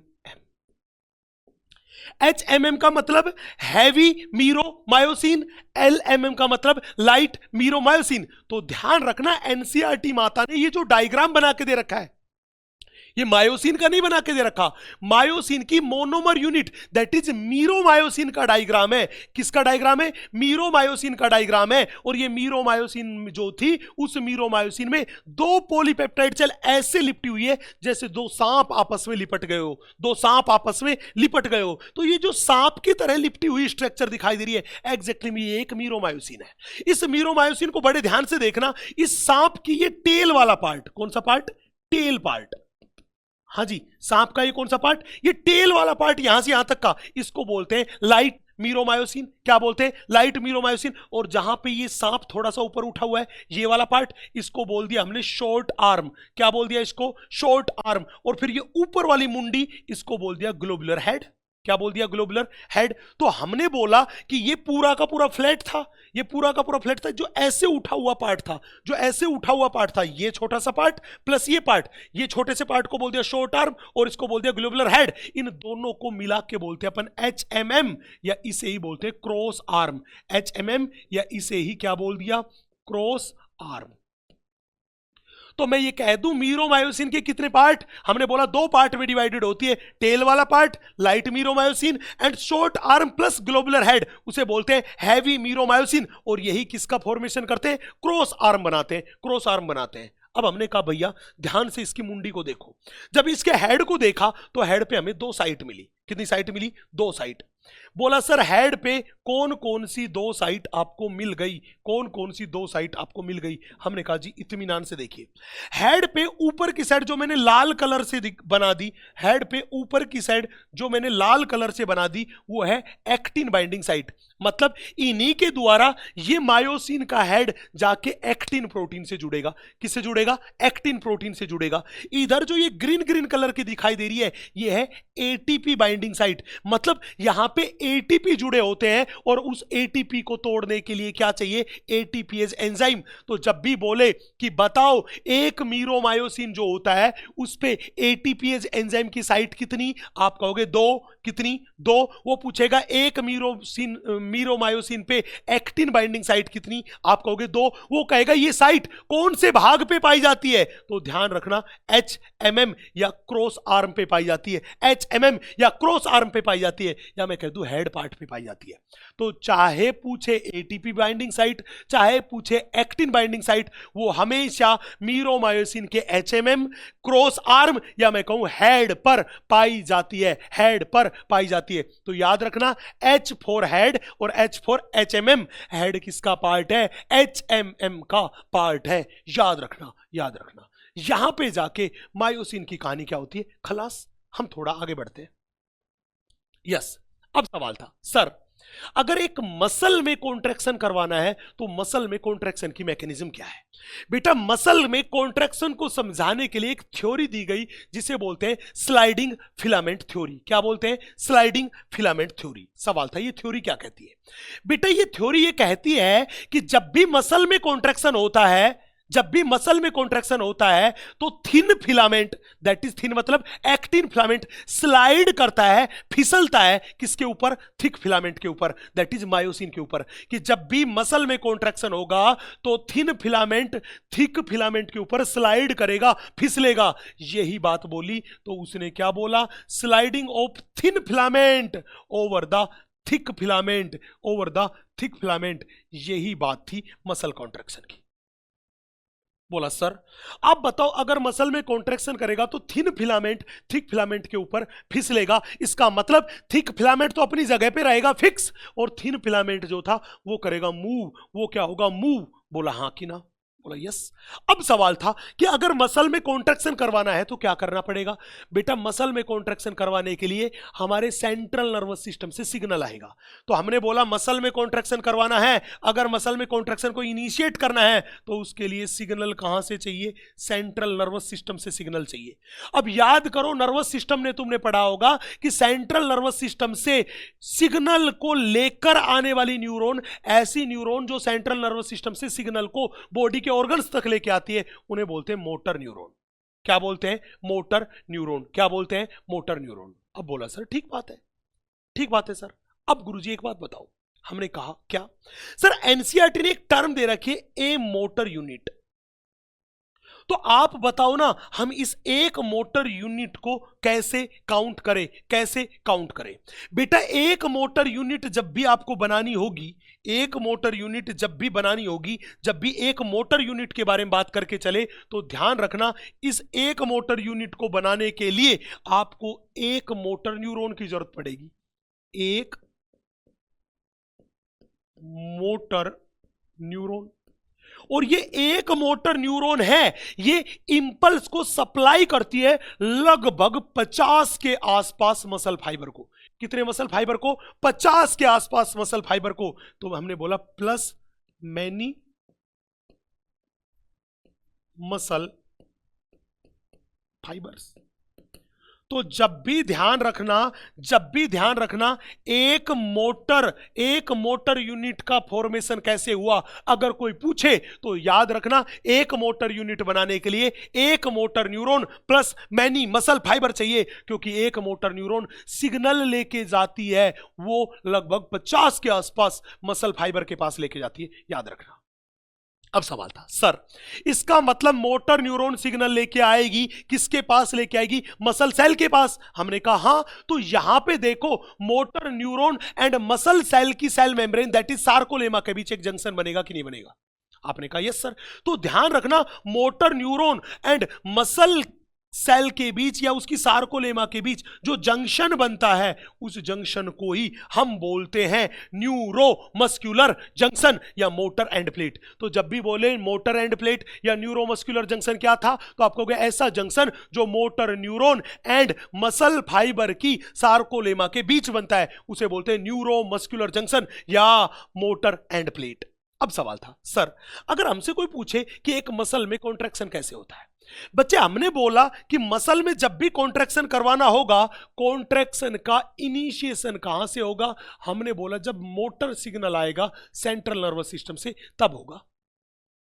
अब मोटर न्यूरॉन सीएनएस से सिग्नल लेके आई, वो कहां लेके आएगी? वो लेके आएगी न्यूरोमस्कुलर जंक्शन पे, that is motor end plate पे, न्यूरोमस्कुलर जंक्शन पे। जो ही इस न्यूरोमस्कुलर जंक्शन पे सिग्नल पहुंचेगा तो हुआ क्या? साइनेप्टिक नोब से न्यूरोट्रांसमीटर रिलीज होगा। क्या रिलीज होगा? न्यूरोट्रांसमीटर। और उस न्यूरोट्रांसमीटर का नाम है एसिटाइल कोलिन। एसिटाइल कोलिन नाम का न्यूरोट्रांसमीटर रिलीज हुआ। इस न्यूरोट्रांसमीटर के रिसेप्टर जो है वो सार्कोलेमा पर मिलते हैं। कहां पर मिलते हैं? सार्कोलेमा पे मिलते हैं। तो हमने बोला ये न्यूरोट्रांसमीटर आया और सार्कोलेमा के रिसेप्टर से जुड़ा।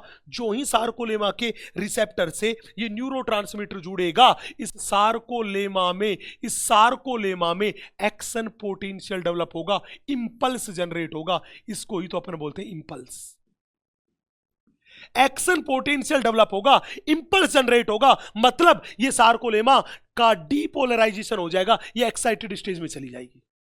हमने कहा ठीक है, फिर क्या होगा, सार्कोलेमा में एक्शन पोटेंशियल जनरेट हुआ। अब सार्कोलेमा से ये कहां पहुंचेगा, ये पहुंचना चाहिए सार्कोप्लाज्म में।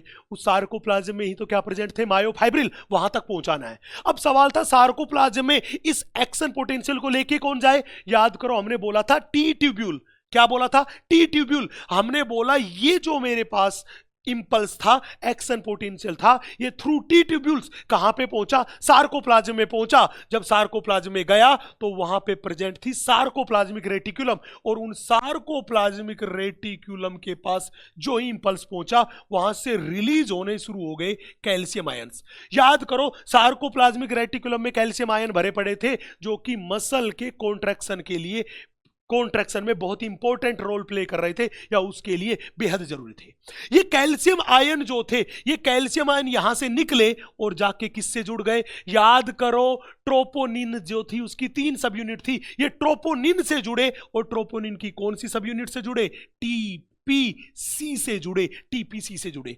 जो ही टीपीसी से जुड़े तुरंत के तुरंत याद करो ट्रोपोनिन की टीपीआई जो थी वो क्या काम कर रही थी, एक्टिन और मायोसिन की बाइंडिंग को रोक रही थी। वो एक्टिन के ऊपर प्रेजेंट मायोसिन बाइंडिंग साइट को ढके हुए थी।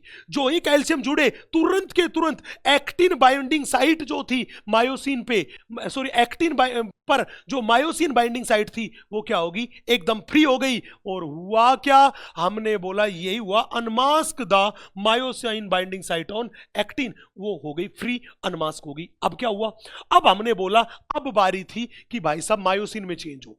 मायोसिन में क्या चेंज हुआ, हमने बोला मायोसिन के हेड पे क्या जुड़ा हुआ था, एटीपी जुड़ा हुआ था।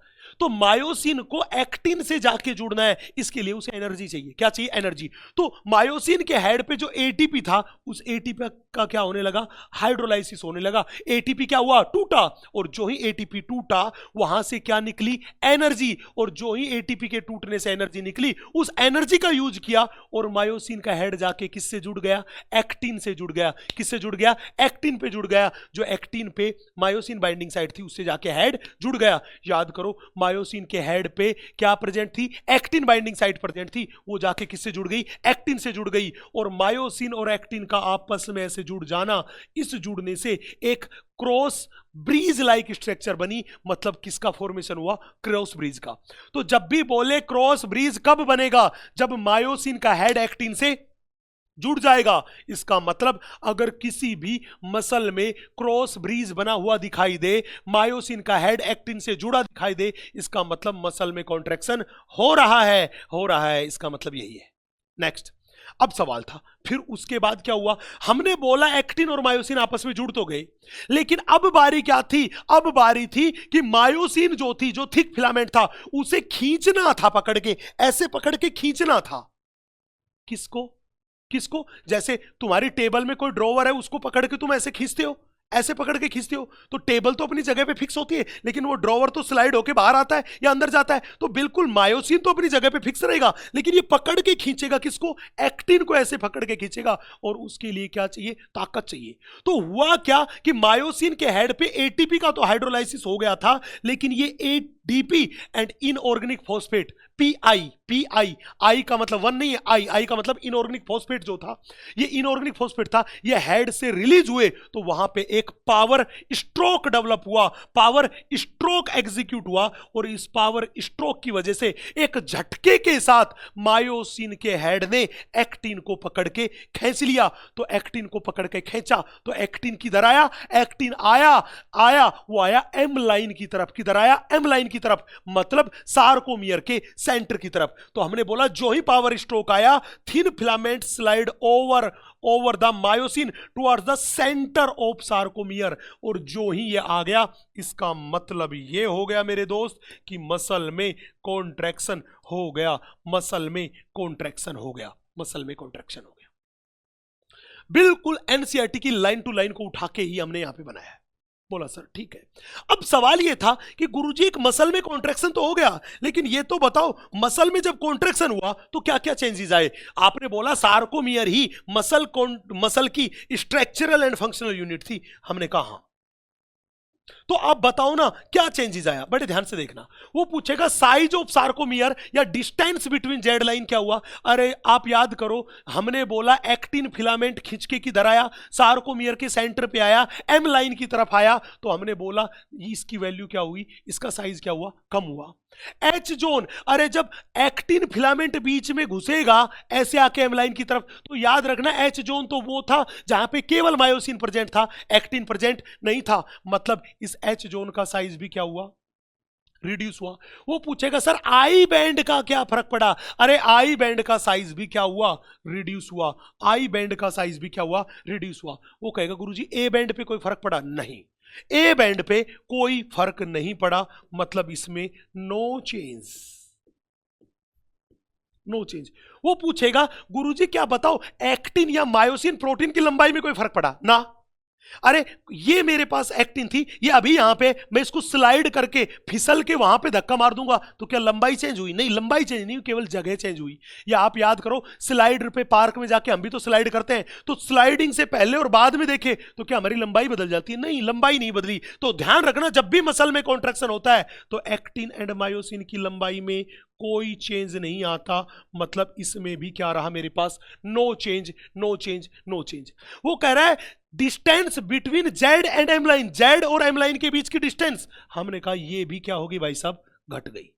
पूछेगा गुरुजी एक बात बताओ, जब मसल में कॉन्ट्रैक्शन करवाया तो मसल फाइबर की थिकनेस पे क्या फर्क पड़ा, भैया मसल फाइबर की लंबाई तो घटी लेकिन मोटाई जो थी, थिकनेस थी, वो तो बढ़ गई, वो तो बढ़ गई। ये वो चेंजेस थे जो मसल कॉन्ट्रैक्शन के टाइम पे हुए, आपको बाई हार्ट इन्हें याद रखना है।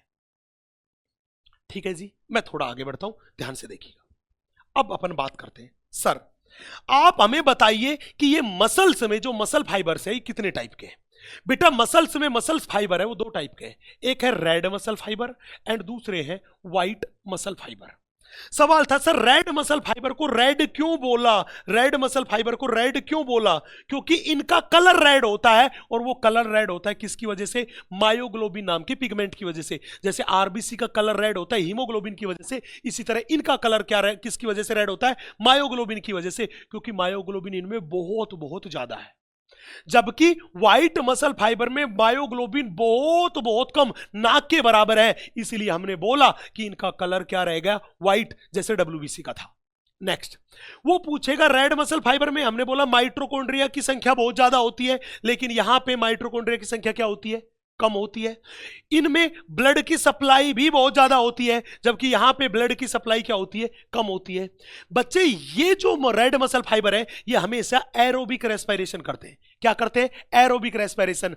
और आपने breathing and exchange of gases में पढ़ा था कि जब भी एरोबिक रेस्पिरेशन होता है तो लैक्टिक एसिड का फॉर्मेशन नहीं होता, तो यहां पे लैक्टिक एसिड का फॉर्मेशन नहीं होता। और याद रखना जब हमें थकान फील होती है, मसल्स में दर्द होता है, तो वो दर्द और थकान की वजह है लैक्टिक एसिड। तो रेड मसल फाइबर में लैक्टिक एसिड नहीं बनता, इसलिए इनमें कभी भी थकान फील नहीं होती। जबकि व्हाइट मसल फाइबर में कैसा रेस्पिरेशन हो रहा है, एनएरोबिक रेस्पिरेशन हो रहा है। और याद करो तुमने पढ़ा होगा रेस्पिरेशन वाले चैप्टर में कि हमारी आरबीसी में भी और इन व्हाइट मसल फाइबर में भी एनएरोबिक रेस्पिरेशन होता है, और एनएरोबिक रेस्पिरेशन में लैक्टिक एसिड बनता है। और अगर ये लैक्टिक एसिड बनेगा, इसी की वजह से मसल्स में थकान फील होती है, दर्द फील होता है। बोला सर ठीक है।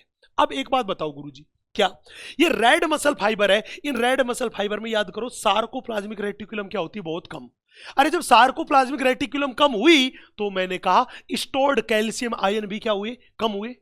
जबकि ये जो मसल फाइबर है व्हाइट वाले, इनमें सार्कोप्लाज्मिक रेटिकुलम होती है बहुत ज्यादा, तो स्टोर्ड कैल्शियम आयन भी क्या होते हैं, बहुत ज्यादा। अब तुम्हें पता है कि मसल जो है उस मसल में कॉन्ट्रैक्शन के लिए कैल्शियम आयन क्या चाहिए, बहुत बहुत नेसेसरी है, बहुत बहुत जरूरी है। तो जब इनके पास कैल्शियम आयन ही बहुत बहुत कम है और सार्कोप्लाज्मिक रेटिकुलम भी बहुत बहुत कम है, तो ये मसल के कॉन्ट्रैक्शन के लिए कैल्शियम आयन को थोड़ा थोड़ा दे पाएंगे, होले होले दे पाएंगे, धीरे धीरे दे पाएंगे। इसलिए ध्यान रखना इन मसल में कॉन्ट्रैक्शन जो होगा वो धीरे धीरे होगा, मतलब बहुत लंबे टाइम तक हो सकता है।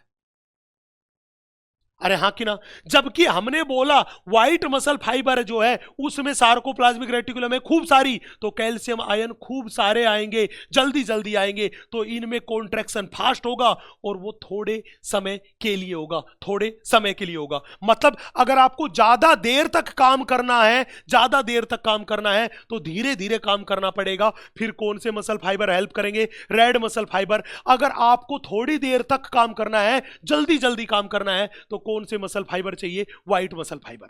अब बड़ा फेमस सा एग्जांपल ले, सीधा सा एग्जांपल ले। अगर किसी पक्षी को थोड़ी दूरी तक उड़ना है, जल्दी जल्दी उड़ना है, तो ध्यान रखना उन मसल वो कौन से मसल फाइबर का उपयोग करेगा? व्हाइट मसल फाइबर का। अगर किसी पक्षी को बहुत दूर तक उड़ना है, बहुत लंबे समय तक उड़ना है, तो वो कौन से मसल फाइबर का यूज करेगा? रेड मसल फाइबर का यूज करेगा, रेड मसल फाइबर का यूज करेगा।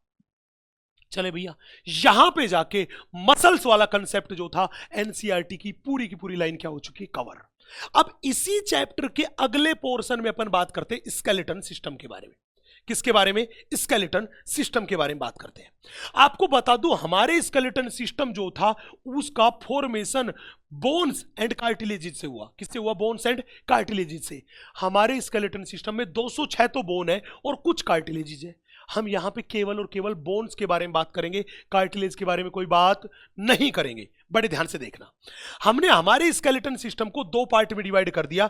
एक पार्ट को बोल दिया एक्सियल स्केलेटन सिस्टम, जिसमें टोटल मिला के 80 बोन्स है। दूसरे पार्ट को बोल दिया अपेंडिकुलर स्केलेटन सिस्टम, जिसमें कुल मिला के 126 बोन है। कैसे कैसे? बड़े ध्यान से देखना।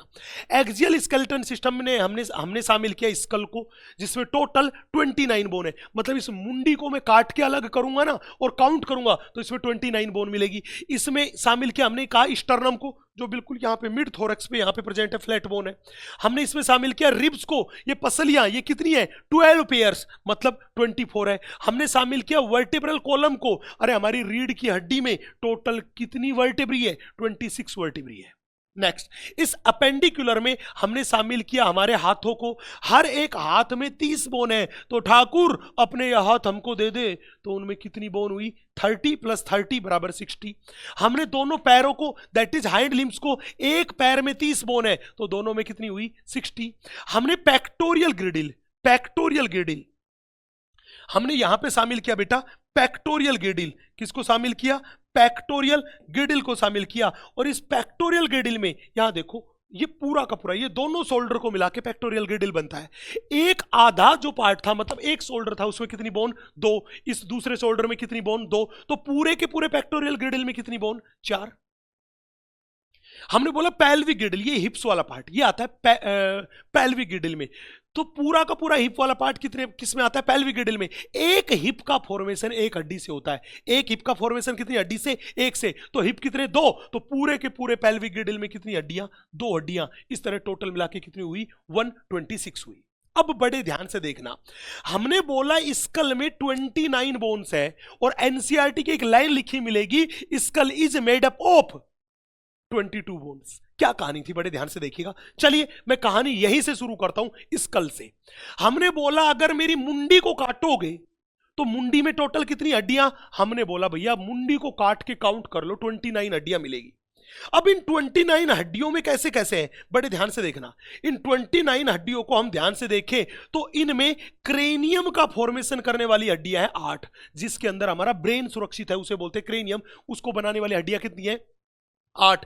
इस चांद से मुखड़े को, फेस को बनाने वाली हड्डियां कितनी है? 14। कितनी है? 14।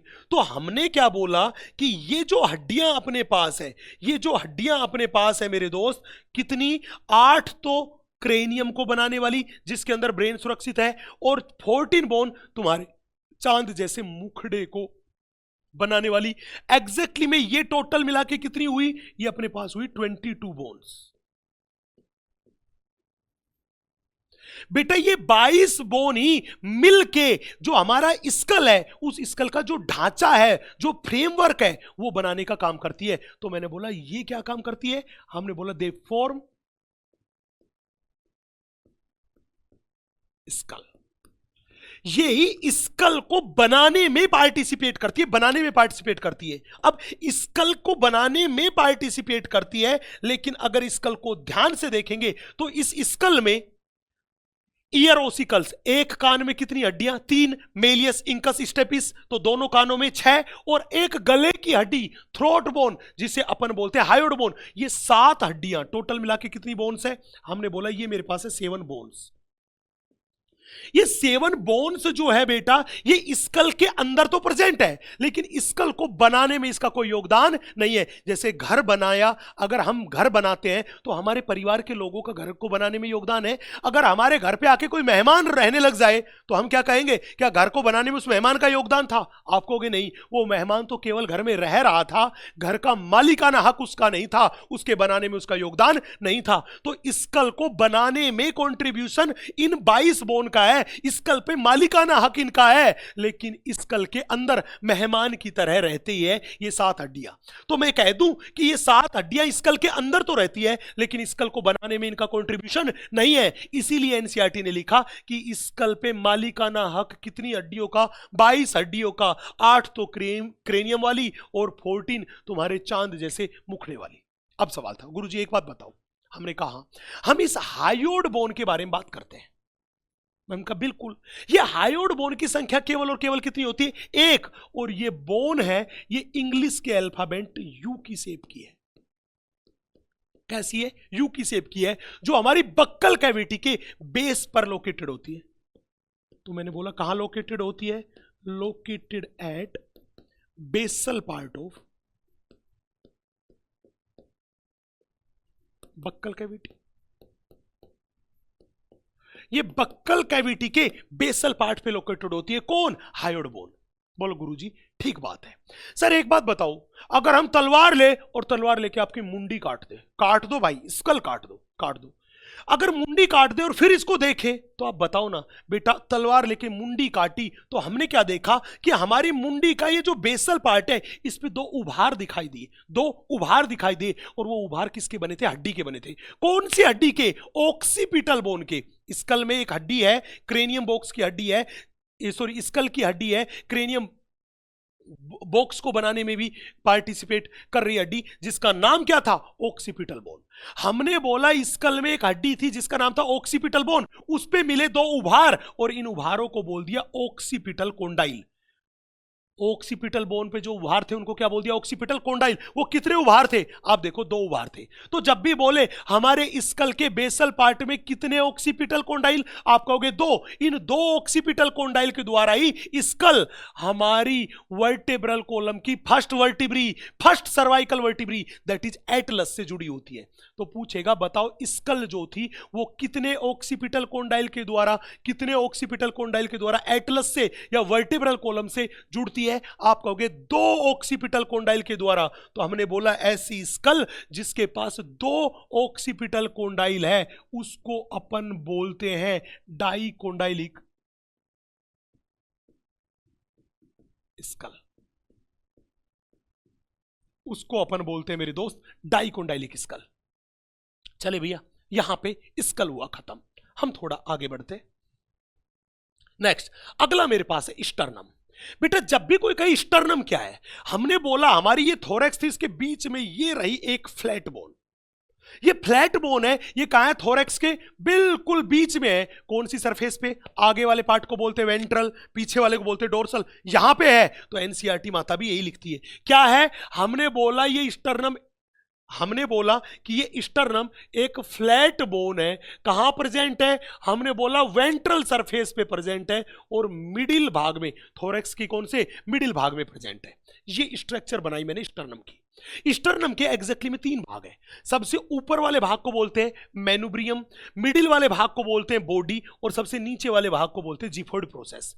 बेटा ये मेनुब्रियम भाग है, इसके ऊपर की साइड एक नोच प्रेजेंट है, गड्ढा प्रेजेंट है। उस गड्ढे में क्लेविकल बोन आके, शोल्डर की जो बोन थी क्लेविकल बोन आके वो जुड़ती है, इसलिए उसको बोलते हैं क्लेविकल नोच। उसके साथ साथ ही हमारे अंदर 12 जोड़ी 12 पेयर्स रिब्स हैं, जो पहली जोड़ी रिब्स है वो भी आके कौन से भाग से जुड़ती है? मैन्यूब्रियम से जुड़ती है।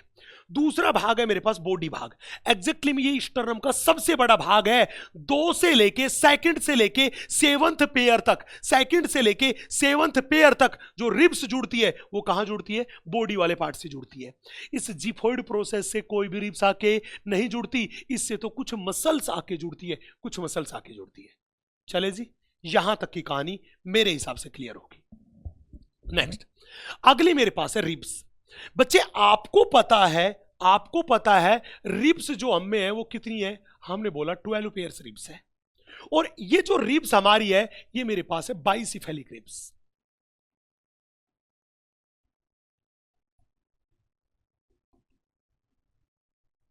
बाइसिफेलिक रिब्स क्यों?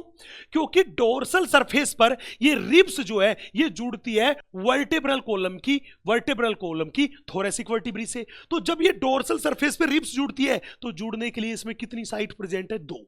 तो मैंने कहा कि डोर्सल सरफेस पर हमारी रिब्स के पास 2 बाइंडिंग साइट प्रेजेंट है, 2 आर्टिकुलेटिंग साइट प्रेजेंट है। ऐसी रिब्स को बोलते हैं बाइसिफेलिक रिब्स। क्या बोलते हैं? बाइसिफेलिक रिब्स बोलते हैं। अब बड़े ध्यान से देखना, हमने बोला आगे की साइड ये क्या है? स्टर्नम। स्टर्नम कौन सी सरफेस पे? आपने बोला वेंट्रल सरफेस पे। हमने बोला पीछे की साइड क्या है? Vertebral column. कौन सी सरफेस पे? हमने बोला डोर्सल सरफेस पे।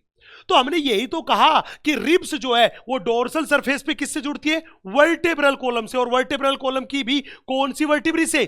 थोरेसिक वर्टिब्री से। किससे जुड़ती है? थोरेसिक वर्टिब्री से। जब भी पूछे वेंट्रल सरफेस पे किससे जुड़ती है? हमने बोला स्टर्नम से। आई रिपीट, वेंट्रल सरफेस पे किससे जुड़ती है? स्टर्नम से। डोर्सल सरफेस पे किससे जुड़ती है? वर्टेब्रल कॉलम की थोरेसिक वर्टिब्री से जुड़ती है। अब बड़े ध्यान से देखना, हमने बोला 1 से लेके 7th पेयर तक जो रिब्स है उनको बोलते हैं ट्रू रिब्स। क्या बोलते हैं? True ribs. ये डोर्सल सरफेस पे तो जुड़ती है, ये ट्रू रिब्स है, ये ट्रू रिब्स है। ये डोर्सल सरफेस पे तो जुड़ती है, वो जुड़ती है थोरेसिक वर्टिब्री से। किससे जुड़ती है? थोरेसिक वर्टिब्री से। एंड वेंट्रल सरफेस पे जुड़ती है, वो जुड़ती है स्टर्नम से। किसकी सहायता से? हाईलाइन कार्टिलेज की सहायता से। हमने बोला ये जुड़ी स्टर्नम से, और ये गुलाबी है, ये मेरे पास है बेटा हाईलाइन कार्टिलेज, या जिसको बोलूं कोस्टल कार्टिलेज। हमने बोला 8, 9 और 10 पेयर रिब्स, 8, 9 और 10 पेयर रिब्स है, इनको अपन बोलते हैं बेटा फॉल्स रिब्स। कौन सी रिब्स बोलते हैं? False ribs. ये रिब्स जो होती है ये डोर्सल सरफेस पे तो जुड़ती है, वो थोरेसिक वर्टिब्री से जुड़ती है। किससे जुड़ती है? थोरेसिक वर्टिब्री पे देखिए। लेकिन वेंट्रल सरफेस पे बड़े ध्यान से देखना, वेंट्रल सरफेस पे क्या हुआ? वेंट्रल सरफेस पे क्या हुआ मेरे दोस्त? वेंट्रल सरफेस पे ये इस 7वें नंबर की रिब्स से जुड़ रही है। किसकी सहायता से? हाईलाइन कार्टिलेज की सहायता से। तो इसलिए हमने बोला कि ये ऐसी थी जो वेंट्रल सरफेस पे 7th रिब से जुड़ती है। किसकी सहायता से? हाईलाइन कार्टिलेज की सहायता से। तीसरे टाइप की रिब्स थी, उन्हें बोलते हैं फ्लोटिंग रिब्स। 11वीं और 12वीं जोड़ी, 11th and 12th pair ribs है, ये फ्लोटिंग रिब्स बोलते हैं। ये केवल डोर्सल सरफेस पे जुड़ी होती है। किससे? थोरेसिक वर्टिब्री से। वेंट्रल सरफेस पे किसी से भी नहीं जुड़ती। कौन? Floating ribs. याद रखना, बड़ी प्यारी बात है। चले भैया? यस, बोला ठीक है सर, आगे बढ़ते हैं। अगला हमने बात किया वर्टेब्रल कॉलम के बारे में। आपको बताया है कि एक एडल्ट ह्यूमन बीइंग की वर्टेब्रल कॉलम में कितनी वर्टेब्रा है? पूछेगा कितनी वर्टिब्रा है, आप कहोगे सर 26 वर्टिब्रा है। अगर पूछे बताओ 26 की काउंटिंग, हमने बोला सी मतलब सर्वाइकल, नेक में कितनी है? 7, टी फॉर थोरेक्स, थोरेक्स में कितनी है? 12, एल फॉर लंबर, कमर वाले पार्ट में कितनी है? 5, एस फॉर सैक्रम, सैक्रम में कितनी है? 1, और सीओ मतलब कोकिक्स, कोकिक्स में भी कितनी है? 1। तो हमने बोला अपने पास बात करें तो रिजल्ट ये निकल के आया मेरे दोस्त कि सर्वाइकल कितनी? 7, थोरेक्स में कितनी? 12, लंबर में कितनी? 5, सैक्रम में कितनी? 1, और कोकिक्स में कितनी? 1। यही तो कहानी थी। बोला हाँ। वो पूछेगा बताओ सर्वाइकल वर्टिब्री कहां प्रेजेंट? हमने बोला नेक में प्रेजेंट। ये सबसे छोटी वर्टिब्री है, और हम मैमल्स की नेक में जनरली कितनी होती है? हमने बोला हमने बोला मोस्टली मैमल्स को हम देखेंगे तो मोस्टली मैमल्स के अंदर ये होती है, वो होती है बेटा 7। मोस्टली मैमल्स में कितनी होती है? 7 होती है। नेक्स्ट, दूसरे थोरेसिक वर्टिब्री नंबर कितने? 12। यही वो वर्टिब्री थी जिनसे रिब्स आके जुड़ती है। रिब्स कौन सी वर्टिब्री से आके जुड़ती है? थोरेसिक वर्टिब्री से। नेक्स्ट, वो पूछेगा सबसे बड़ी, बड़े ध्यान से देखना, वो पूछेगा बताओ सबसे बड़ी और सबसे मजबूत कौन सी है? लार्जेस्ट एंड स्ट्रोंगेस्ट कौन सी है? लार्जेस्ट एंड स्ट्रोंगेस्ट कौन सी है? वो अपने पास है लंबर वर्टिब्री। वो पूछेगा सैक्रम वाली कितनी? हमने बोला 1। वो पूछेगा कोकिक्स वाली कितनी? हमने बोला 1। ये दोनों ही बहुत ज्यादा रिड्यूस्ड होती है। नेक्स्ट, अब पूछेगा कि सर ये इंटरवर्टेब्रल डिस्क क्या है? हमने बोला ये ऊपर वाली वर्टेब्री, ये नीचे वाली वर्टेब्री, इन दोनों के बीच एक पैड लाइक स्ट्रक्चर है, एक पैड लाइक स्ट्रक्चर है। और वो पैड लाइक स्ट्रक्चर क्या काम करती है? वो पैड लाइक स्ट्रक्चर इन दोनों आसपास वाली वर्टेब्रीज को आपस में कनेक्ट करने का काम करती है, कनेक्ट करने का काम करती है। और जो कनेक्ट करने का काम कर रही है उसे ही बोल दिया इंटर वर्टेब्रल डिस्क। इंटर मतलब बिटवीन, वर्टेब्री मतलब वर्टेब्री, और डिस्क मतलब डिस्क। एक डिस्क लाइक स्ट्रक्चर जो दो वर्टिब्रे की बीच प्रेजेंट हो उसे बोलते हैं इंटरवर्टेब्रल डिस्क। अब सवाल यह था सर ये इंटरवर्टेब्रल डिस्क किससे बनी है? बेटा ये इंटरवर्टेब्रल डिस्क किससे बनी है? तो हमने बोला made up of white fibrous cartilage. ध्यान रखना ये व्हाइट फाइब्रस कार्टिलेज से बनी है, व्हाइट फाइब्रस कार्टिलेज से बनी। कौन? Intervertebral disc. चले भैया, यहां पे जाके अपना एक्सियल स्केलेटन सिस्टम होता है खत्म। हम बात करते हैं आपसे अपेंडिकुलर स्केलेटन के बारे में। बेटा अपेंडिकुलर में सबसे पहले हम आप लोगों से जो चर्चा कर रहे हैं, जो बात कर रहे हैं मेरे दोस्त, वो बात कर रहे हैं किसके बारे में? हमने बोला हम आपसे बात कर रहे हैं, वो बात कर रहे हैं फोर लिम्ब के बारे में। हमने बोला ठाकुर अपने हाथ हमको दे दे। ठाकुर ने हाथ दिए, एक हाथ में कितनी हड्डी? 30 हड्डी। दूसरे हाथ में कितनी हड्डी? 30 हड्डी। मतलब हर हाथ में कितनी हड्डी? 30 हड्डी। तो दोनों हाथों में कितनी हुई? 60। दोनों हाथों में कितनी हुई? 60। ये मैंने किसी इंसान का राइट हैंड लिया। ये कौन सा हैंड लिया बेटा? हमने बोला ये हमने लिया किसी इंसान का राइट हैंड। देखो, इस राइट हैंड को लिया और इस राइट हैंड को स्टडी करना शुरू किया। इस राइट हैंड को लिया और इस राइट हैंड को स्टडी करना शुरू किया। तो पता क्या किया कि इस राइट हैंड में सबसे ऊपर एक हड्डी है। सबसे ऊपर कितनी हड्डी है? एक हड्डी है। और उस एक हड्डी का क्या नाम है? हमने बोला उस एक हड्डी का नाम है ह्यूमरस। ये वाली, ये आर्म वाली बोन। ये आर्म वाली बोन कौन सी है? ह्यूमरस। यही इस हाथ की सबसे लंबी एंड सबसे मजबूत हड्डी है। कौन? ह्यूमरस। बोला ठीक है। ह्यूमरस के नीचे कौन सी? हमने बोला नीचे ये लाल वाली दिखाई दे रही है, ये एक हड्डी है जिसको बोल दिया रेडियस। ये हरे वाली दिखाई दे रही है, ये भी एक हड्डी है जिसको बोल दिया अल्ना। रेडियस भी एक और अल्ना भी एक।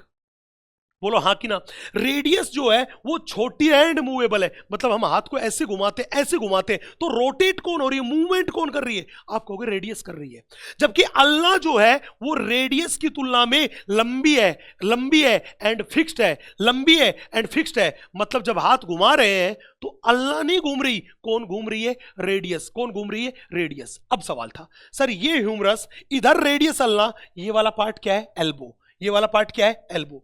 आप हमें ये बताइए इस एल्बो को बनाया किसने? इस एल्बो को बनाया किसने?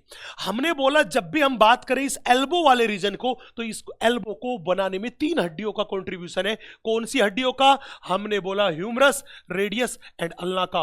ह्यूमरस, रेडियस, अल्ना, ये तीनों हड्डियां मिलकर किसका निर्माण कर रही है? एल्बो को बना रही है। एल्बो को बना रही है। बोला ठीक है। आगे क्या था? आगे ध्यान से आप देखिएगा, आगे अपने पास आपको दिखाई देगी, वो दिखाई देगी कार्पल्स। आगे आपको जो दिखाई देगी वो दिखाई देगी बेटा कार्पल्स। आपको बता दो हमारे एक हाथ में 8 कार्पल्स है। कार्पल्स क्या है? 8। और ये कार्पल्स किसका फॉर्मेशन करती है? हमने बोला ये रिस्ट का फॉर्मेशन करती है। ये कार्पल्स ही थी जो किसका फॉर्मेशन कर रही है? ये रिस्ट का फॉर्मेशन कर रही है। वो पूछेगा सर ठीक है आप बताओ एक हाथ में मेटाकार्पल्स कितनी? ये पाम को बनाने वाली। ये मेटाकार्पल्स को अगर कोई पूछे कि एक हाथ में मेटाकार्पल्स कितनी, तो ये मेटाकार्पल्स जो होती है वो होती है बेटा 5। ये मेटाकार्पल्स हमारी हथेली दैट इज पाम बनाने का काम कर रही है, पाम बनाने का काम कर रही है। नेक्स्ट वो पूछेगा फेलिंजेस कितनी, हमने बोला ये टोटल मिला के होती है 14, टोटल मिला के क्या होती है 14। और ये 14 किसका फॉर्मेशन करती है, हमने बोला डिजिट्स का, डिजिट्स का। कैसे, एक थंब में कितने डिजिट 2, पहली फिंगर में 3, दूसरी में 3, तीसरी में 3, चौथी में 3, काउंट कर लो टोटल क्या होगी 14। और यही टोटल मिला के बोन काउंट कर लो 14 + 5 + 8 + 1 + 1 और +1, टोटल मिला के हड्डियां कितनी हो गई 30 हड्डियां हो गई जो कि हाथ में है।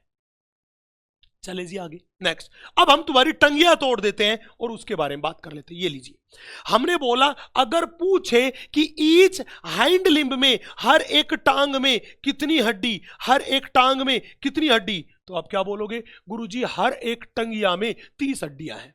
तो टंगिया कितनी रे 2, तो हड्डियां कितनी 30 + 30 = 60 = 60, दोनों टंगिया में 60 हड्डियां हैं। अब मैंने यहां पे अगेन आपकी टंगिया के बारे में बात शुरू करी और मैंने टंगिया ली, और ये कौन सी टंगिया ली आपकी, हमने बोला ये अपने पास है राइट लेग।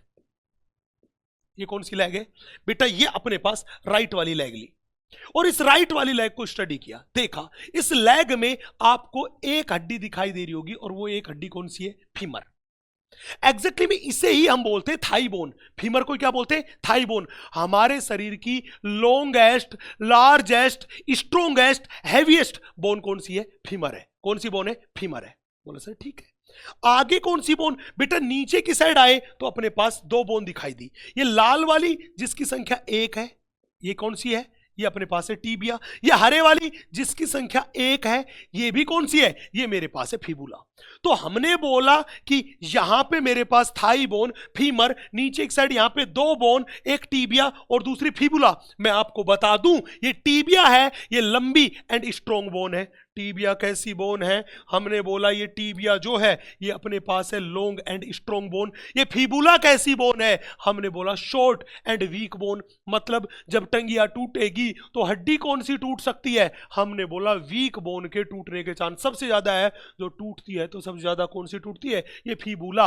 F4 फीबुला में फ्रैक्चर, F4 फ्रैक्चर होते हैं सबसे ज्यादा, क्योंकि ये बहुत वीक है। अब सवाल था सर यहां पे तो एक और बोन भी दिखाई दी, हमने कहा यहां पे मेरे दोस्त एक और बोन भी हमें दिखाई दी, और उस एक बोन का नाम है पटेला बोन। कौन सी बोन है, पटेला बोन। कौन सी बोन है, पटेला बोन हमें दिखाई दी। आपको बता दूं ये पटेला बोन एक कप लाइक बोन है। कैसी बोन है, कपलाइन, कप लाइक बोन है। और ये पटेला बोन हमारे नी की वेंट्रल सरफेस पे प्रेजेंट है। मतलब नी पे देखो ऊपर की साइड प्रेजेंट है। बोला हाँ। अब पूछेगा सर आप एक बात बताओ, हमने कहा रे पूछ मेरे जंडू, क्या पूछना चाह रहा है सर, आप ये बात बताओ कि यहां पे अगर हम बड़े ध्यान से देखें, बड़े इत्मीनान से देखें, तो हमें यहां पे दिखाई दे रहा है ये वाला पार्ट, और इस वाले पार्ट को आप बोल रहे हो नी। हमने कहा हाँ इसी पार्ट को बोल रहा हूं नी। इस नी को बनाने में कितनी बोन कंट्रीब्यूट करती है, हमने बोला इस नी को बनाने में ये 3 बोन कंट्रीब्यूट करती है। F4 फीमर, P4 पटेला और T4 टीबिया। इसका मतलब फीबुला बोन जो थी ये नी को बनाने में कंट्रीब्यूट नहीं करती, नी को बनाने में कंट्रीब्यूट नहीं करती। नी का फॉर्मेशन केवल कितनी बोन करती है, 3 bone, femur patella and tibia. Femur patella and tibia यही नहीं बनाती है। बोला सर ठीक है। अब सर बताइए टीबिया एंड फीबुला आगे जाके, हमने बोला टीबिया एंड फीबुला आगे जाके बना रही है, जुड़ रही है किससे, टार्सल से। याद रखना ये टार्सल्स जो होते हैं ये हमारे पास होते हैं 7। टार्सल्स की संख्या कितनी होती है, 7 होती है। और ये टार्सल ही किसका फॉर्मेशन करते हैं, हमने बोला एंकिल का। ये एंकिल का फॉर्मेशन करते हैं कौन, टार्सल्स। टार्सल्स आगे जाके किससे जुड़े, हमने बोला मेटाटार्सल से। और ये मेटाटार्सल कितनी होती है, 5। ये मेटाटार्सल पाव की सोल, हमारे पैर की जो सोल है उन सोल का फॉर्मेशन कौन कर रही है, मेटाटार्सल्स। फिर पूछेगा फैलिंजेज, अरे फैलिंजेज अगेन अपने पास है 14। कितनी है, 14। और यही तो क्या बना रही थी, हमने बोला डिजिट्स,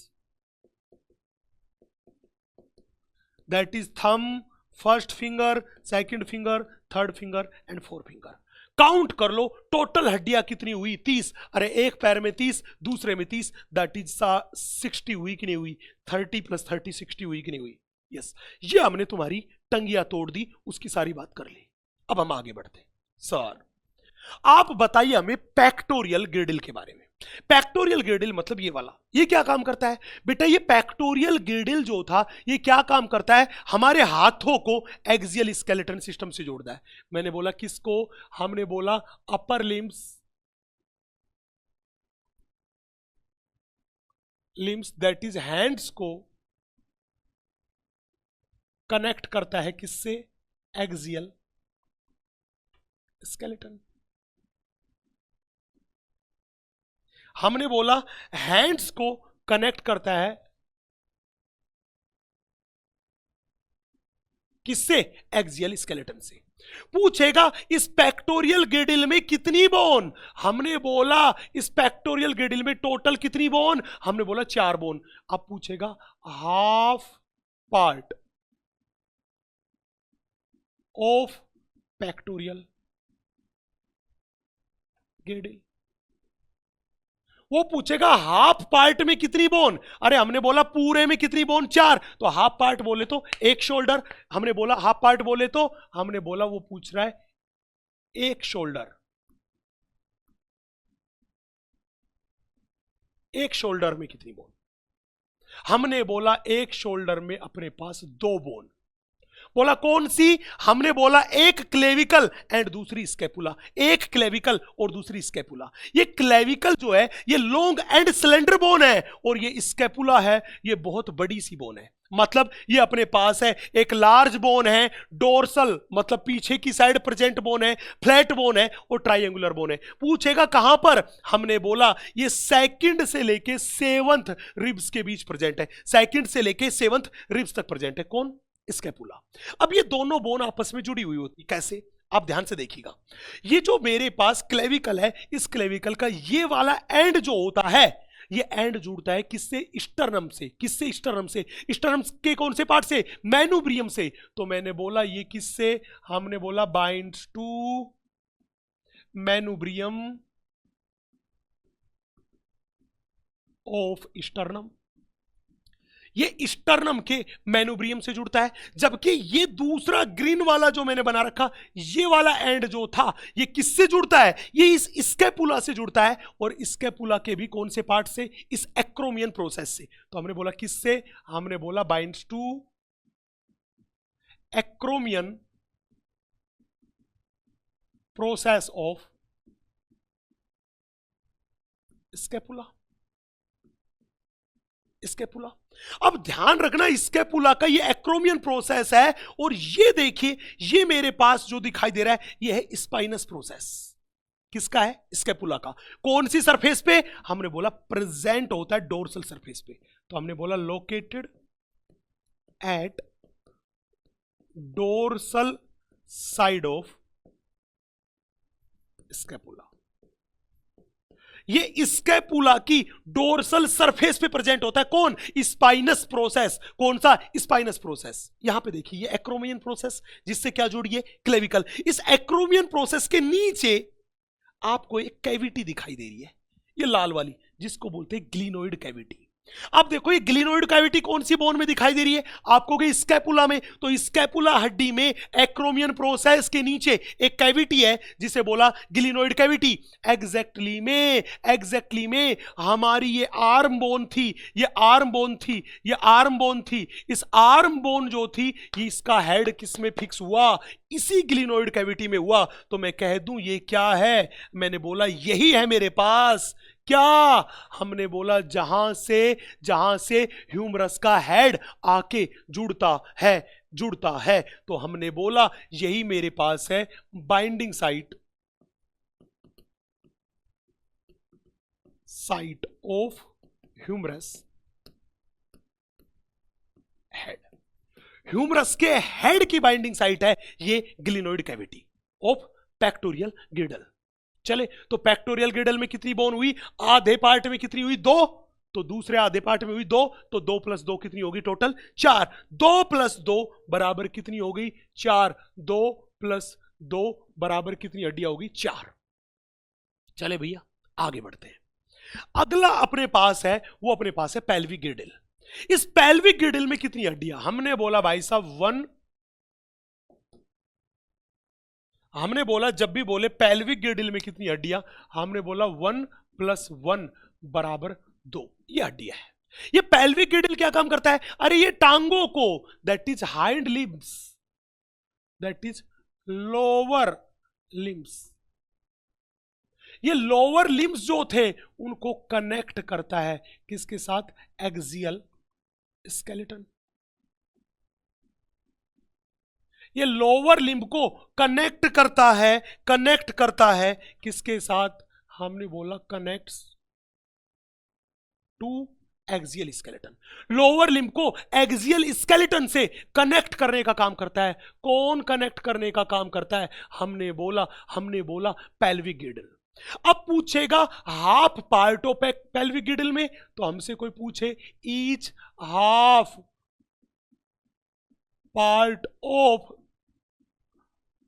पेल्विक गिर्डल, बेटा हर एक हाफ पार्ट में, मैंने बोला पूरा पेल्विक गिर्डल में कितनी हड्डियां, 2 हड्डियां, तो एक में कितनी हुई, आधे पार्ट में कितनी, 1, तो हमने बोला 1 कोक्सल बोन, 1 कोक्सल बोन। अब पूछेगा इस एक कोक्सल बोन का फॉर्मेशन कितनी हड्डियों के मिलने से हुआ, 3 हड्डियों के मिलने से। पहला इलियम प्लस स्कियम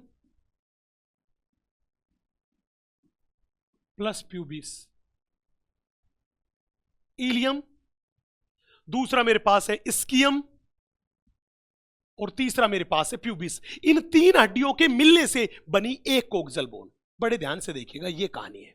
हमने बोला ये मेरे पास एक कोक्सल बोन, दैट इज एक हिप वाला पार्ट, ये मेरे पास दूसरी कोक्सल बोन, दूसरा हिप वाला पार्ट, और ये दोनों कोक्सल बोन सैक्रम से वर्टेब्रल कॉलम जो थी उसकी सैक्रल वर्टिब्री से जुड़ी हुई है इलियो सैक्रल जॉइंट के द्वारा, इलियो सैक्रल जॉइंट के द्वारा। हमने बोला इन तीनों ने मिलकर क्या बना ली, कोक्सल बोन। इन तीनों ने मिलकर क्या बना ली, कोक्सल बोन। और हर एक कोक्सल बोन में एक डिप्रेशन है जिसे क्या बोल दिया, एसिटाबुलम कैविटी। एग्जैक्टली में हमारी ये फीमर जो थाई की बोन है, ये थाई की बोन किससे जुड़ती है, हमने बोला ये एसिटाबुलम कैविटी से जुड़ती है। तो हमने बोला ये क्या है, हमने बोला यही मेरे पास है binding site of femur head.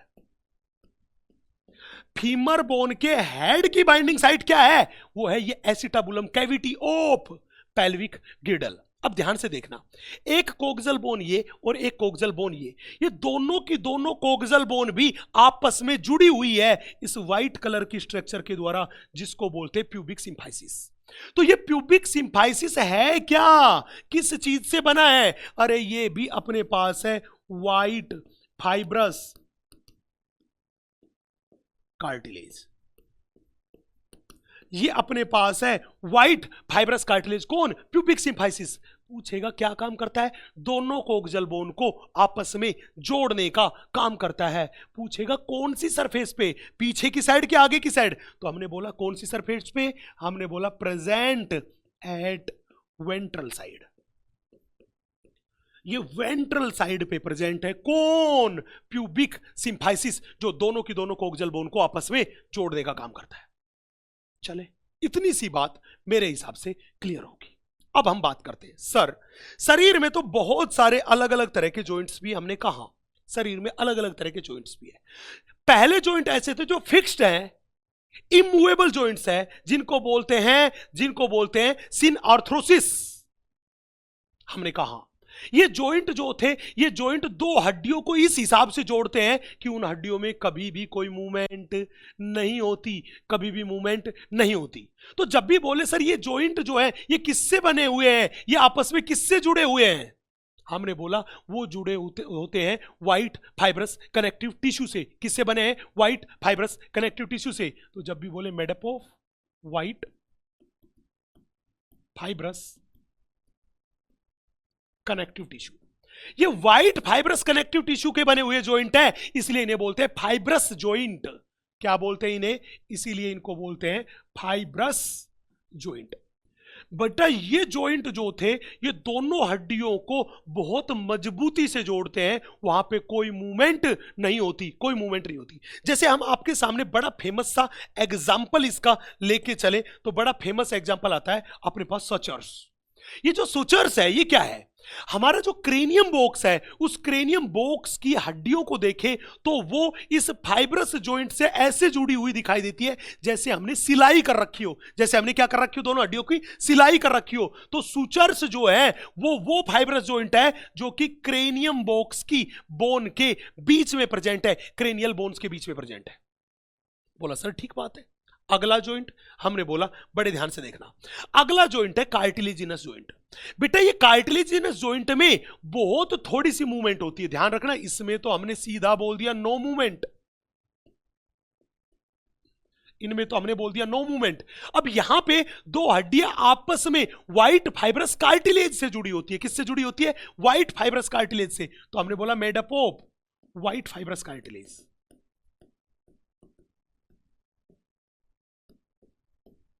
White fibrous cartilage से बना हुआ है, मतलब दो हड्डियां आपस में किससे जुड़ी हुई है? व्हाइट फाइब्रस कार्टिलेज से जुड़ी हुई है। और यहां पे बहुत थोड़ी सी मूवमेंट है, दैट इज स्लाइटली मूवेबल, मतलब यहां पे मैंने बोला लिटिल मूवमेंट प्रेजेंट।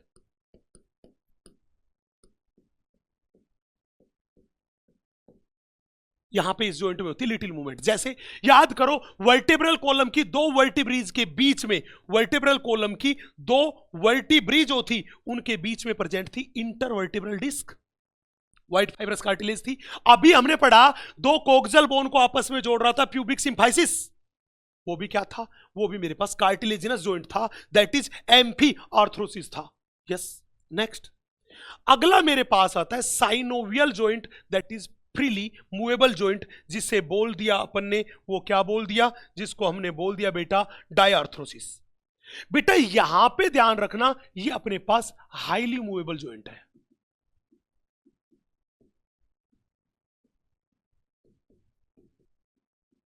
जॉइंट, और हमारी शरीर की मोस्टली हड्डियों के बीच यही जॉइंट प्रेजेंट है, और इसमें दो हड्डियों के बीच क्या है?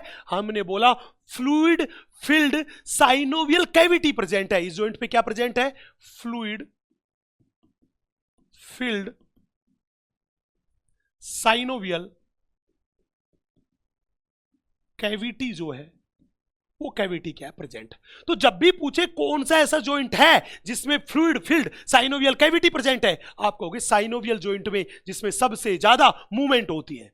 अब कौन से जॉइंट? हमारे शरीर में जहां पे भी बॉल एंड सॉकेट जॉइंट दिखाई दे रहे हैं, जैसे pectoral girdle and humerus bone के बीच, या मैं कह दूं पेल्विक गिर्डिल एंड फीमर के बीच, ये अपने पास है। हमारे शरीर में हिंज जॉइंट कहीं दिखाई दे रहे हैं, जैसे एंकल का जॉइंट हुआ, एल्बो का जॉइंट हुआ।